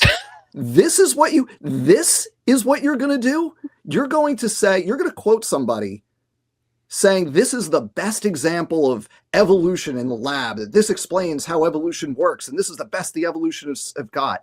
And you are going to get everything wrong about this, from the nature of the mutations that led to the new trait, to the expression pattern of the duplicated copy of the gene, it's not constitutive, to like the genomes are unstable. Oh, the die-off that occurs, the higher mortality, literally everything wrong about this. And it's not complicated stuff. You could literally Google constitutive E. coli promoters and see if RNK is on the list or not. And you couldn't even be bothered to do that. You just took what you've been told from other creationists who you trust, even though they're either as uninformed as you are, or they're lying to you, Rob. They're lying to you if they actually know this stuff. Because they are wrong about it, which has made you, sorry, I'm still ranting. I'm going to be done in a second, I promise. But it just, here's the thing. I don't presume to be able to lecture Dr. Rob Stadler, medical device inventor, engineer dude, on medical devices, because that's not my field. But here he is. He's going to come into my house and tell me we're wrong about everything. We have misrepresented these findings. We have blown them out of proportion. And then he has the nerve to do that while being wrong about every aspect of the thing he is presuming to lecture us evolutionary biologists about. How dare you? Get it together. That is just reprehensible. Absolutely reprehensible, Rob. I gotta point out too, all while having an untestable model himself. Yep. While ignoring the good 8 months get of good conversation. Truly. Yeah. Wait, you're gonna spur a monumental crash out if you're not careful, Rob. Saying that you don't have a model or that your model is untestable is basically just removing yourself from the conversation as far as science goes, right? Yeah. Which, again, stop acting like a flurf who say, well, I don't have a model. Yeah. So Stadler biffed his understanding of the Lenski long-term evolution experiment and related evolutionary topics in general, as outlined to us by an evolutionary biologist. If Rob feels he's actually correct and Dan is the one who's mistaken here, he is free to outline precisely why, if and when he chooses to respond to this. Now let's move on to the next example and talk a little bit about species. Next, they talk about speciation. So formation of new species, which of course is very critical to evolution. That's The Origin of Species by Charles Darwin. In discussing Darwin's finches, Rob Stadler reveals something a little bit goofy. And I'm not here actually to try to litigate whether speciation occurs. Well, it has. I don't know actually what you do with this, guys, because we've seen species form. We've seen reproductive isolation emerge in the lab and in the wild. It's really hard for me to wrap my head around someone with any kind of biology or biology-adjacent background not knowing about the most famous examples of this, at least in my opinion, in the lab that being reproductive isolation in fruit flies, and in the wild, the much more impressive examples of ring species, like the California salamanders or green warblers. Ring species are almost preserved phylogenies, where species begin to spread out geographically, and adjacent populations can interbreed with one another, but populations that are too far removed, despite the fact that we can trace their descendants and geographic migrations over time, no longer can. Meaning they developed that reproductive isolation, unless Rob wants to propose that the California salamanders belong to more than one kind, which I don't think he would. But what's even stranger is that, as Dapper points out, Rob's forest of life requires speciation. You think it has occurred. You showed us the tree, or the orchard, or the forest, or whatever the hell you're calling it. What do you think those branches were, Rob? Your branches on your model. What are they? I'm not here to litigate whether the sun rises. I'm not here to litigate whether that shit sets. Okay? We could talk about that till the cows come home, but I don't care about that. For the argument's sake, let's just say the species form. As Dapper said, Rob, your model requires speciation. What are you talking about? Do you believe in separate species, separate creation? How big is the arc? We've got the dimensions, Rob. They're not going to fit. For the record, that's the reason created kinds came about in the first place, is because, allegedly, if Noah's Ark is a real story that happened, which is something that most young earthers believe, then God had Noah take 2 of every kind of animal onto the ark. And we know that there are a lot of species of animals that live now and that have also lived over the past 550 plus million years. And so the ark is not big enough for species level created kinds. This is the reason why the boundary for what a created kind is has sort of over time evolved, if you will, to be broader. Rob continues to lose sight of what the purpose of this paper is as he gives this presentation. So if there have been millions of species produced over, of course, many millions of years, it doesn't seem like it'd be so hard to see this happening, but it's spectacularly difficult to study. Rare events are by their nature difficult to study. I imagine meteorologists will tell you they have a similar problem, but rare does not mean impossible. We do have examples of speciation, and Rob is about to go over the one that's mentioned in the paper. But the paper is on long-term evolution studies, so populations of specific critters that have been observed by humans continuously for, again, max of, let's call it, 50 years. And not all of these populations are under any kind of selective pressure. Selective pressure is usually needed to get new species. But what's interesting to me is he specifically mentions millions of years there. Where might we observe the evolution of new species over millions of years? The fossil record, right? Because we don't have millions of years to observe right now. But that's low confidence science. Can't include that. And they actually give only one example of it. Yeah, I was going to say, particularly in animals, I mean, to see this is very, very hard. They give one example because this is a paper on long-term evolution studies specifically, not speciation. This may shock you, but the number of populations that have experienced speciation over the past 50 years is a little bit bigger than the number of populations that have experienced speciation over the past 50 years that we have been actively watching for the past 50 years. But what's even stupider is that that's not the only example of speciation in the paper, as Dan outlines. I just want to start this off. I don't like to throw my credentials around as like, but I want to preface this by saying, if you look at my diploma, one of the words on it is microbiology. So I just want to put that out there. A diagnostic criterion for E. coli is the inability to aerobically metabolize citrate. So like if you have a bacterial culture and you're like, is this E. coli? You go, I don't know. Let's put it in a solution with no food except citrate in the regular atmosphere with oxygen. If it can survive, then it's not E. coli. So according to that being because you can't do the normal biological species concept for bacteria because they don't, mate. So you can't use that definition. So there's other ways to do it. So according to that diagnostic criterion for E. coli, the CIT plus line is a new species. Species is difficult to define because, in my opinion, species is not a biological reality. It's not a real unit of critters that exists outside of our usage of it to communicate with each other. What I mean by this is that it is impossible to define a species consistently across space and time, across sexually and asexually reproducing organisms, because, as Darwin predicted, descent with modification makes it incredibly tough to say, okay, here's a group of critters and it is no longer the same thing as its ancestral group of critters. That doesn't mean we don't try, though. We have a myriad of different species concepts that define species in different ways. The one you're probably most familiar with is the biological species concept. This species concept defines species in terms of reproductive compatibility. So, for example, lions and tigers are considered different species because although they can technically mate with one another, and although they technically can reproduce with one another, most of the time the cubs that they create are themselves infertile. So if two populations of organisms cannot fully reproduce, consistently yielding fertile offspring,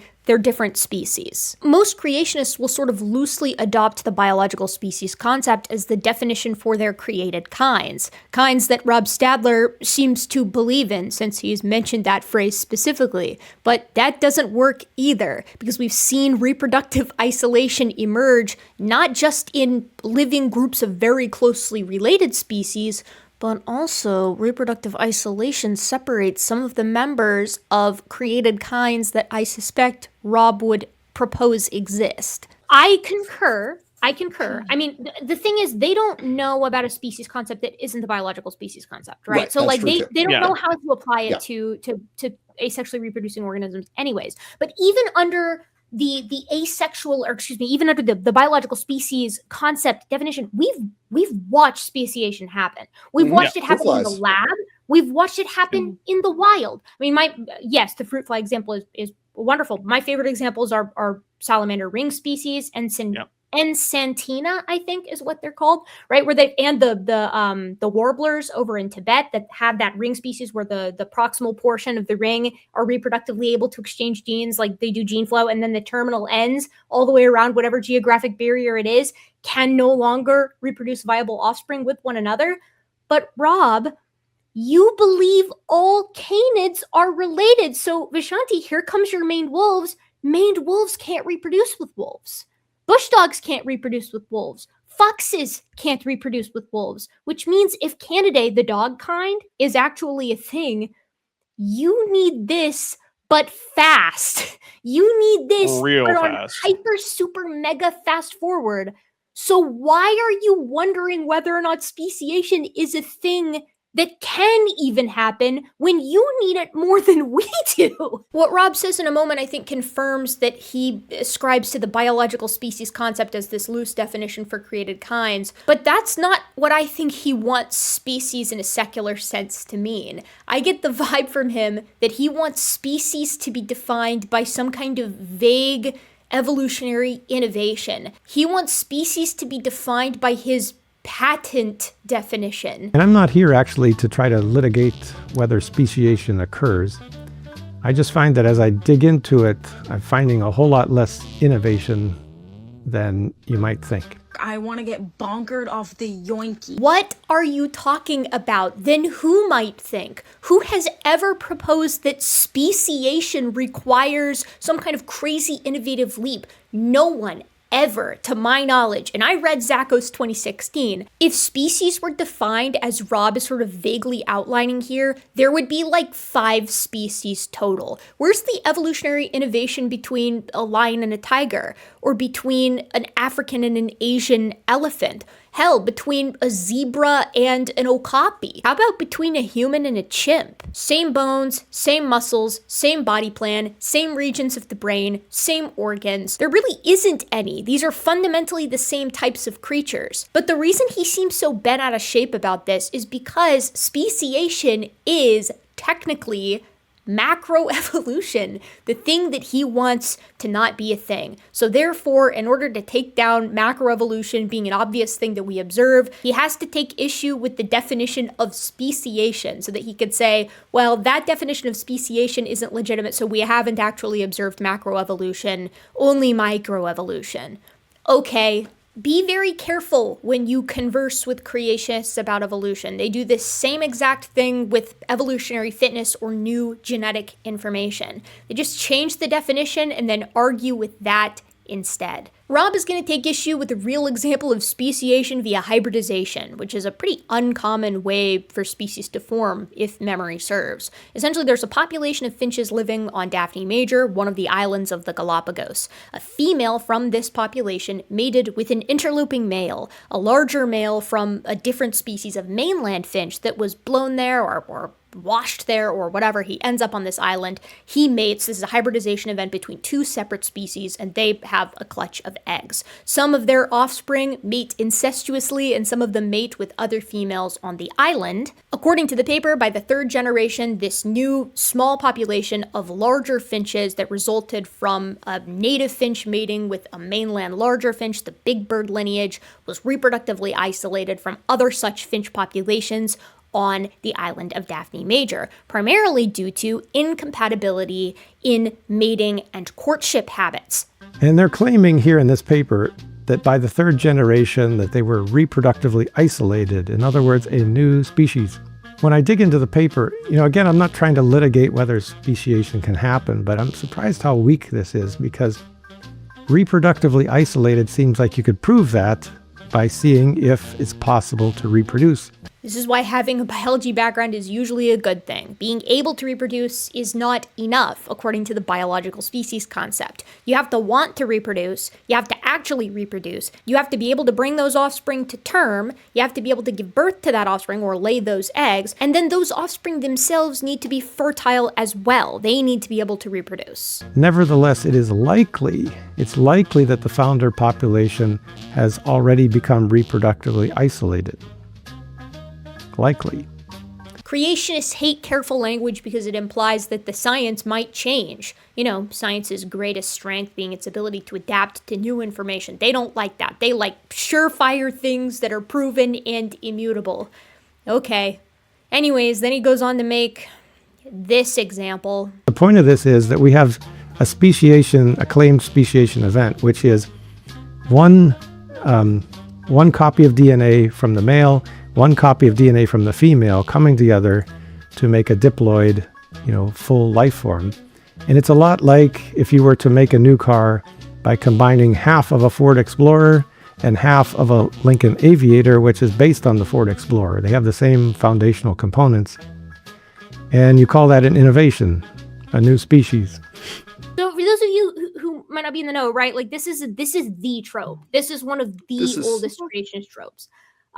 Using cars as a means by which to deny that speciation or macroevolution happens, because you see, it's not common descent, it's common design.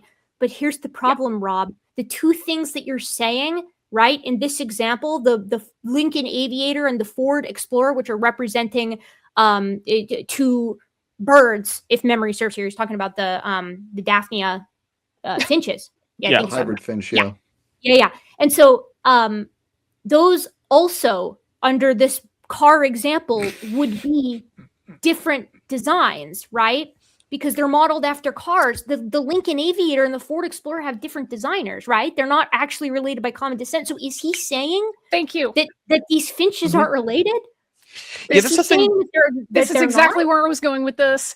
Good job arguing for polytheist creation, Rob, because these car company designers, they don't work for each other. They actually patent their designs so that other people can't replicate them.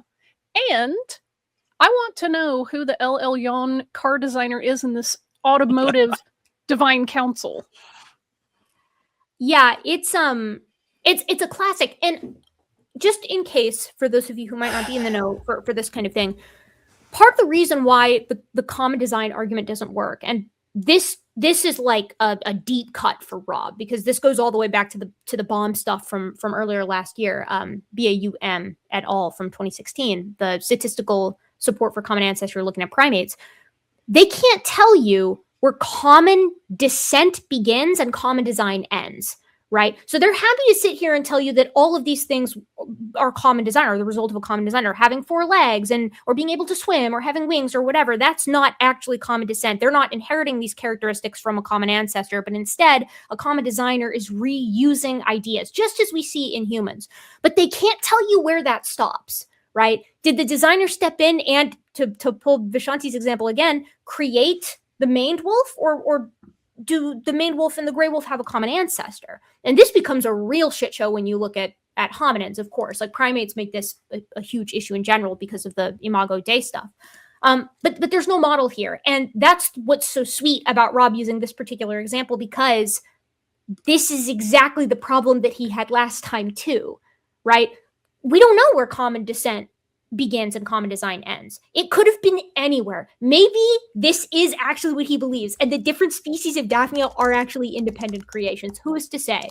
Rob's going to allow for it via Last Thursdayism. Honestly, I think a lot of this comes down to the fact that Rob seems to conceive of species, or the evolutionary conception of species, as one species begetting a vastly different species from it. And the majority of the time, that's not what's going on. Next, he takes issue with multicellularity experiments. All right, so we go on to the next study, which is about multicellularity in yeast. It's a long-term evolution experiment trying to show that basically random mutations and natural selection can explain how single-celled life became multicellular life.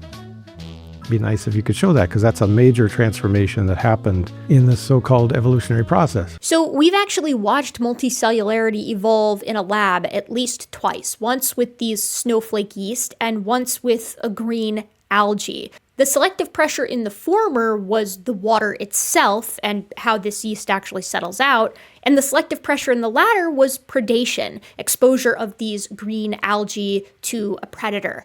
Rob's issue with this yeast study, because he doesn't touch the predation study, can be boiled down to the experimenters were intelligently designing the experiment, and so it is not reflective of natural selection and random mutation. They actually went in, through human intelligence and genetic engineering, and they knocked out this gene ACE2, which is a transcription factor. Oh shoot, the authors knocked out a gene? Why would they do that? That one deletion basically causes a single-celled organism to become multicellular. Oh, interesting. It is? And that was already well known before this experiment to lead to what's called snowflake yeast. Wow, that's crazy. So you're telling me it's well known that in this particular species of yeast, there's a phenotype that results from a single mutation, a knockout, that deletes a gene, and that causes them to develop clonally or in a multicellular fashion, as opposed to the other phenotype that's a part of their natural variation, where they're unicellular. And that's well known. Who did that work? Who discovered that? It was the same lab 10 years earlier. Actually, Ratcliffe, who is an author on both the main paper that Stabler's going over here and specifically the yeast paper that he's going over here, was also the guy running the lab, which started in 2012. Ratcliffe had been inspired by the Lenski long-term evolution experiment and wanted to do something similar with yeast, but specifically looking at multicellularity. So in 2012, he and his lab ran an experiment with the unicellular version of this yeast, not the snowflake yeast, the unicellular version of this yeast. They used gravity as a selective mechanism, so they allowed the yeast to settle out, and then they selectively transferred the ones that settled out the quickest, and they directly observed across 60 transfers the rapid convergent evolution of the snowflake phenotype. They evolved the snowflake phenotype using settling out, which is something that does appear in nature, wouldn't you know it, as their selective mechanism. Then in 2015, they isolated the specific mutation that is responsible for this clustering phenotype, the snowflake phenotype, and it turned out to be the deletion of that specific gene. That's why for the 2023 publication, they talk about knocking it out so that they didn't have to re-evolve it again. They knew which gene caused this change in phenotype, so they knocked it out so that they could run the experiment on the phenotype that they already watched evolve multiple times. This newest experiment was similar. It took the snowflake phenotype and subjected it to 3 different environments that varied in oxygen content, since it's thought that oxygen played a role in the development of complex life prior to the Cambrian explosion.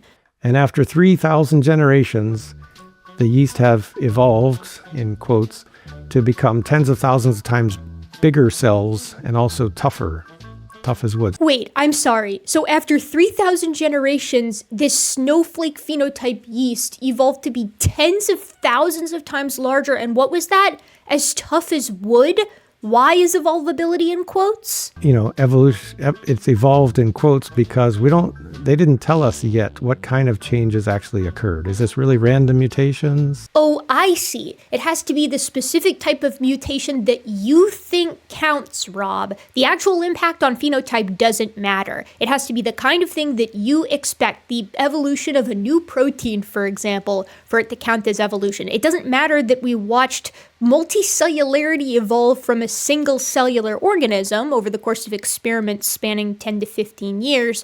If it's not to your liking, it doesn't count as evolution. This is why I am now requiring that you have a biology degree or biology adjacent degree to talk about evolution. I decree it. I'm being hyperbolic, obviously, but I am seriously calling for a ban on Rob Stadler talking about evolution because he doesn't understand fitness. He doesn't understand what biologists actually propose results in major evolutionary innovations. There is no one, as I said earlier, out there proposing that random point mutations are causing these large-scale evolutionary innovations across time. In fact, again, as I said earlier, a lot of the time, it's tweaking existing functions, existing sequences that can cause major drastic changes. Again, as I mentioned earlier, that's how you get a limb from a fin. But Rob doesn't know that. He doesn't know what biologists propose is actually happening. So when he goes and reads the literature, he thinks that they're all just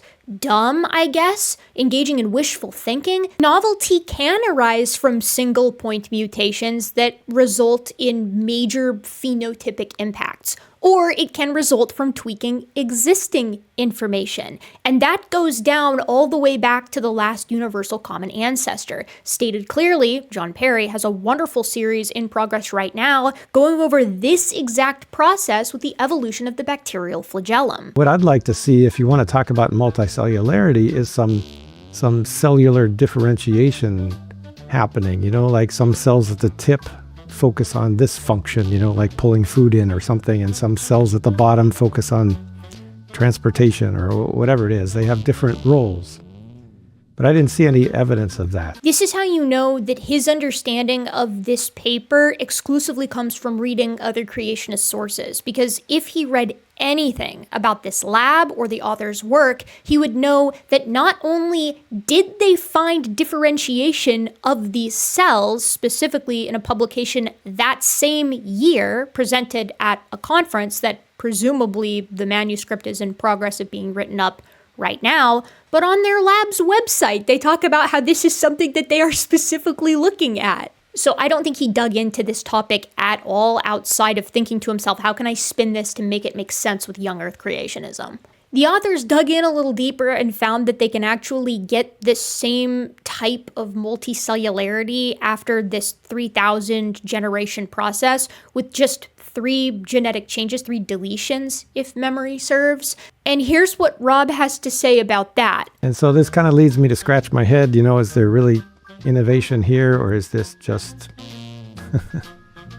Just what? Is it just what, Rob? Or is this just...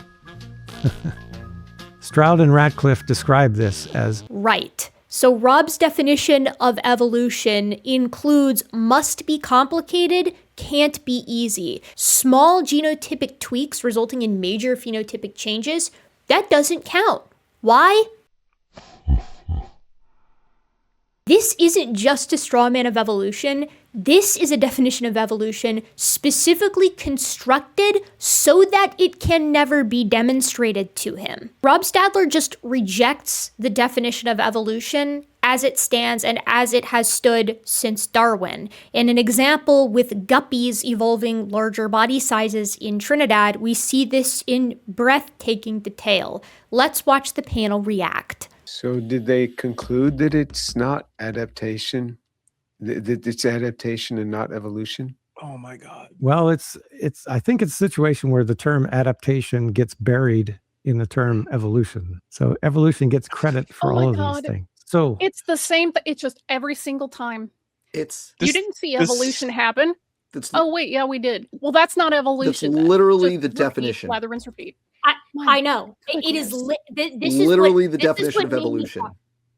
My note of this just says insane guppy shit. because I heard that. Yeah. I was Here's like, evolution happening. What? It's not evolution. Like, the definition of evolution is changes in allele frequencies over time within populations. You guys, That's what this Creationists, if you have to change what the words are supposed to mean compared to what everyone else is using them for, in order to make your arguments even sound vaguely plausible, you're already losing the argument. You're doing it wrong. But I have my own like bespoke, artisanal, custom-made definition. Yeah. And well, yours doesn't fit that, so checkmate. It says it right here. The rapid and repeatable evolution of life histories in 6 introduced populations means that this, what is it? What is that? What's that? This I think it's evolution. Was fueled by standing genetic variation rather than mutations. And so Rob says, in other words, this is adaptation, not evolution. This evolution? No. I know what they mean. That's not They evolution. don't know what they mean. That's all they've Crazy. got. No. Crazy. So natural selection acting on existing variation in populations doesn't count as evolution for Rob, even though natural selection is a mechanism of what? Evolution. But also, where did that variation come from? Was it perhaps mutation? This is exactly what I was afraid of. It is. Again, we've watched this happen in the field and in the lab, as I've mentioned throughout the rest of this video, but Rob would have you believe that it is built-in variation at the creation of the world 6,000 years ago. You know, just because he saw some guppies get bigger in a hurry, he's thinking that this can be extrapolated to demonstrate major evolutionary changes. Okay. Where's the line and why is it drawn there? What's the boundary that mutation, natural selection, gene flow, genetic drift, all of our understanding of evolutionary theory and how populations change over time, both from the field and in the lab, what's the boundary that can't be crossed? Where's the Rubicon here? If you can't present one, and if every previous boundary that we might have thought exists for evolution has since been crossed, then it doesn't seem like there is one. In talking about fruit flies, Rob demonstrates that he doesn't know what fitness is by citing a long-term evolution experiment regarding fruit flies, where the authors note that they didn't see the fixation or universal presence of unconditionally advantageous alleles. They concluded, here's the reference up here, but they concluded, despite decades of sustained selection and a relatively small sexually reproducing laboratory populations, selection did not lead to the fixation of newly arising, unconditionally advantageous alleles. Changes to existing genetic information is, understandably, far more common than the evolution of brand new de novo genes via mutation. That is non-controversial. And this is the primary conclusion that we see from both these authors and later versions of this same experiment, that most change results from soft sweeps, not hard sweeps. To put that in plain English, nothing changed. No new genes, no new genetic information. Just in case you thought that he did accept the regular definition of evolution. Fluctuations in allele frequency over time, that is just not evolution to him. It's only evolution if brand new body plan. Finally, they talk about peppered moths, and Rob speaks a little bit about the specific changes that cause different wing color in these lepidopterans. If you will recall, during the Industrial Revolution, the melanistic or darker colored moths had the advantage because they were less easy to see on the soot-covered birch trees. And when environmental protections were put in place and trees were covered less frequently in soot, the ivory-colored moths bounced back, and we started to see that regular peppered moth color dominate once again. We have specifically figured out the genetic changes that result in this type of fluctuation, and Rob really wants you to know that it was an area that used to be considered junk DNA. All this stuff that's causing the changes used to be considered junk, which is interesting. So the fun word for this is jumping gene. We didn't find out that a region of the peppered moth's genome that we previously thought didn't do something actually does a ton of stuff. Instead, a non-coding portion of the moth's genome, when placed into a coding region, causes a change. At least that's my understanding of it. I guess I could be wrong. It wouldn't be the first time that non-coding sections of DNA, when placed into the coding regions of the genome and interacting with known coding regions of the genome, do really cool stuff, or these regulatory elements, when they're tweaked, cause downstream changes. This does not do anything for them with regard to showing that the genomes of all organisms are actually 100% functional, though. Because remember, we can knock out portions of the genome with zero impact to the fitness of the individual or of its offspring, as we've seen in mice, who can have something like 1% to 3% of their genome knocked out. Otherwise, Rob is mostly just doing the it just changed color, it's still a moth kind of Kenthoven style argument. What's really interesting in this portion of the conversation is something that James Tour said. I am all for asking questions. We are all learners. But I really want you to hear the question that Dr. James Tour asks Dr. Rob Stadler and place that within the context of the hundreds of thousands of views video titled The Myth of Evolution that James Tour did with Tucker Carlson. I want you to contrast these two things, the question that James Tour is asking and the authority he is speaking with on this subject. And what is it that changed it? Well, this transposable element being inserted, and it's a place that is reproducibly inserted. You know, it's not like it randomly bumped into this place, but you'll see it reproducibly ending up in this location. But does it insert when they land on a tree of a certain color? No, I don't know if that exact causality has been shown. I genuinely want to know your opinion here. Do you think he is joking? Because I can't tell. It sounds like he's asking Rob if the gene for color turns on when the moths land on the tree of a certain color, and then like a chameleon, they change color. It sounds like that's what he's asking here. But that can't be, because that is ridiculous if you have any passing understanding of biology or arthropods or genetics, and someone who's speaking with any authority on evolution wouldn't be saying that because they would know better. So I thought maybe it was a joke, so I asked the panel. What? Wow. I gotta ask you guys, do you think he's joking? Because I've rewatched this a couple of times. I think he's serious. No. I think this is James attempting to create his own version of continuous environmental tracking. It sounds like James interpreted what Stadler said as epigenetics, and his understanding of epigenetics is you bump into the tree and then it turns on and then your color changes. That's what I think he's saying, but I don't know that for sure. I wanted to get your takes on it.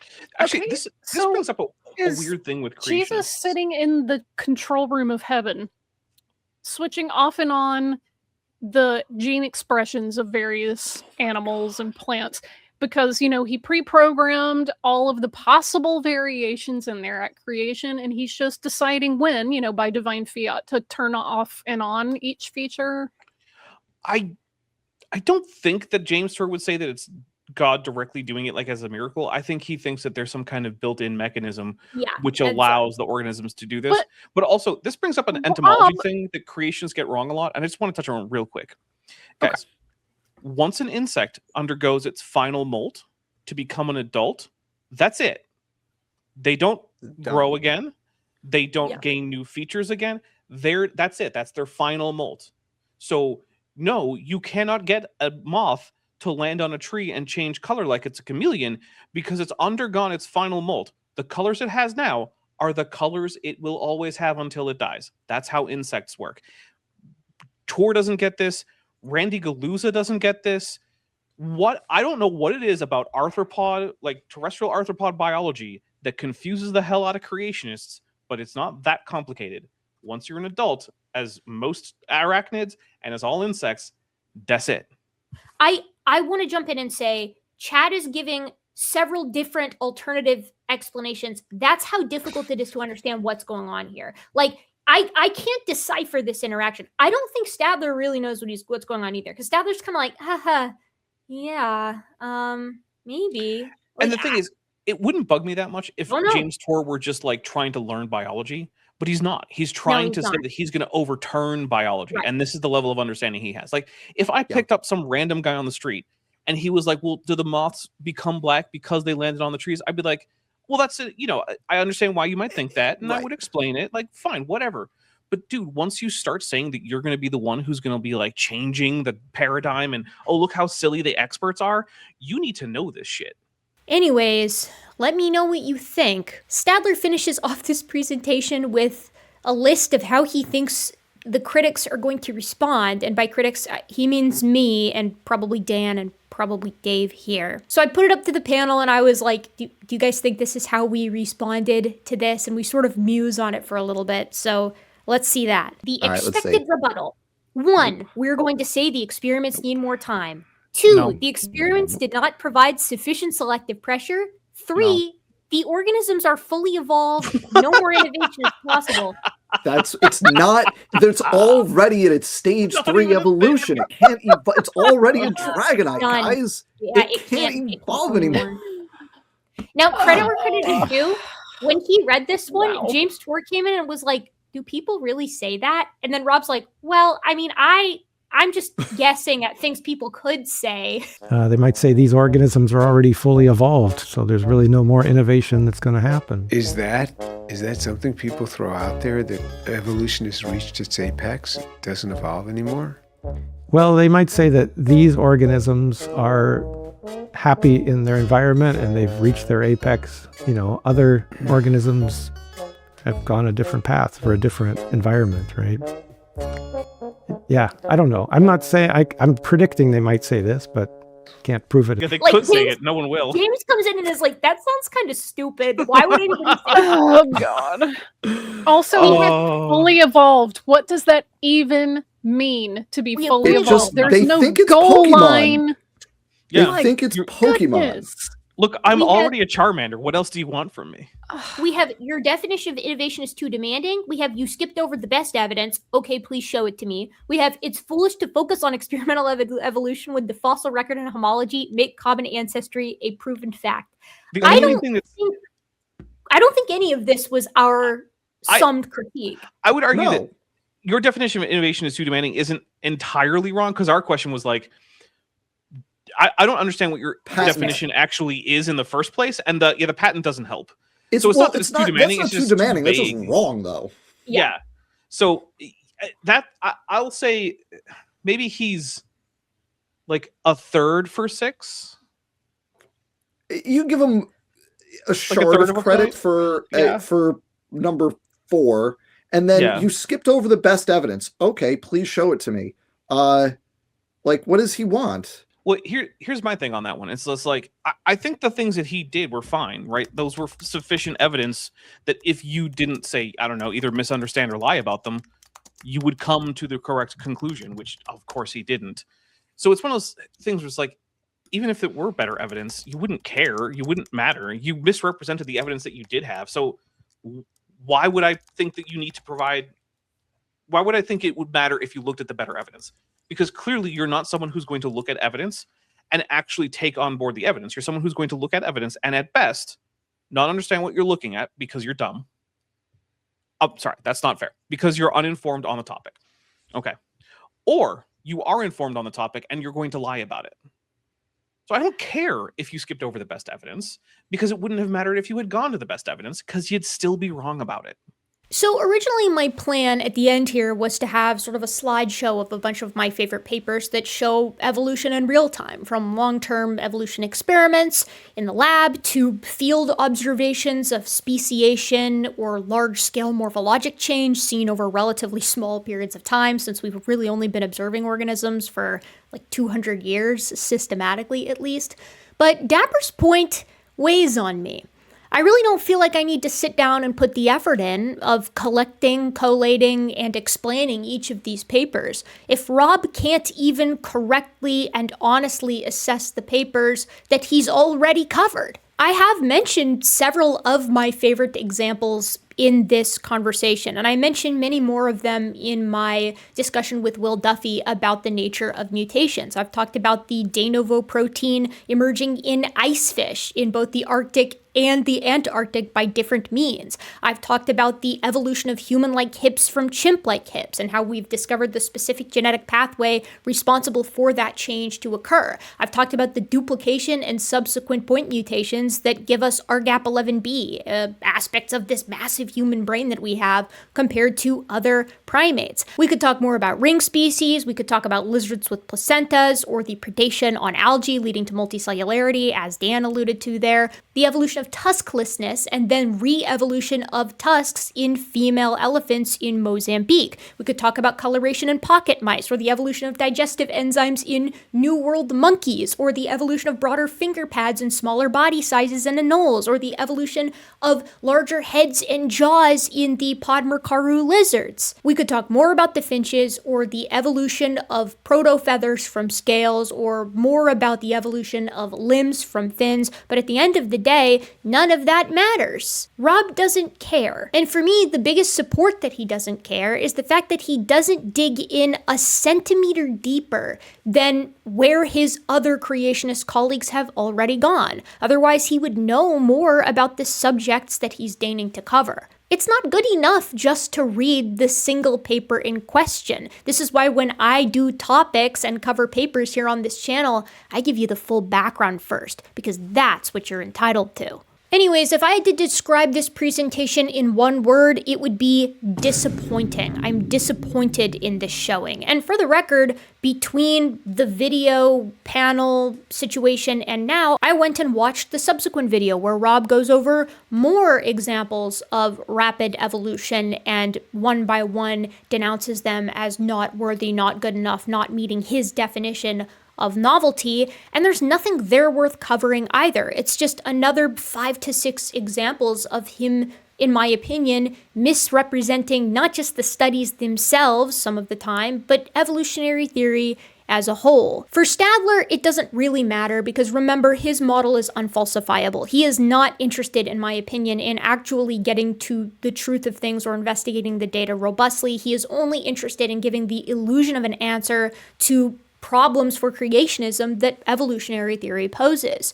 James Tour, unfortunately, I think, is in a similar situation. I don't think James is actually interested in learning about evolution, despite the time that he spends talking about it. The same is true of abiogenesis to a lesser degree, because I think he's at least a little bit familiar with chemistry, and he can sort of dip his toe in easier there. But the barrier to entry for evolution is just too great for him, and he doesn't feel like learning it. Otherwise, I think he would have agreed to talk to me about it, given I'm pretty friendly, and other creationists have had success talking to me in the past. But the greatest example to me of James being fundamentally non-curious when it comes to investigating things that go against his pre-established, presupposed worldview is the age of the Earth. Consistently, he refuses to take a side on how old he thinks the Earth is. So, I might as well just say it here, so then anybody asks me, I can refer him to this video. I have no idea how old the Earth is.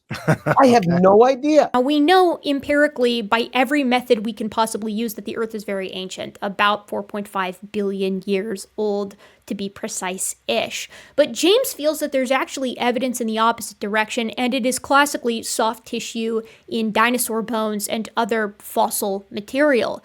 But what we're finding is now we're finding red blood cells, and I'm not talking about fossilized stuff. Red blood cells of T-Rex that was supposed to have died off 70 million years ago. I mean, I know organic matter doesn't stay around that long. But here's the problem. He has never looked into this subject, despite the fact that this is biochemistry, an area that should be easier for him to enter into than evolutionary biology as a whole. But he doesn't look into it. I've never seen him confront the numerous models that exist that explain, some of them experimentally, how biological material can persist for so long. My favorite, of course, is Mary Schweitzer's, where she exposed ostrich blood vessels to iron, the preservation chemical that allows for these materials to persist, versus just blood vessels in regular old water, and found that iron preserved them over 200 times longer. And I say over because the only reason we don't know the specific number is because the experiment ended. The vessels exposed to iron were virtually unchanged over the course of years. But James Tour doesn't bother with any of that. Every time I see him talk about Age of the Earth, he's like, well, soft tissue and dinosaur material and biological material just can't last that long. It simply can't. And so maybe the Earth actually is really young. But it's like, this is kind of a big thing. You've made several videos talking about it on your channel, some specifically even. Don't you think it's worth looking into? And that's why I think he doesn't care, because he hasn't bothered. And I think he's got the time to do so and the background to comprehend what's going on here. Anyways, bad show, Dr. Tor and Dr. Stadler, in my opinion at least. I'd love to comment more on this, but I have a dissertation to keep writing. So if you like this kind of thing, please consider liking, commenting, and subscribing. That's the free way to support the channel. And if you want to support me in a more financial way, you can join my Patreon. Patrons sometimes get early access to videos, and they get their names at the end of the videos. So I'd like to thank you from the bottom of my gentle and, of course, very moderate heart for being such a curious primate, and I'll see you real soon next time.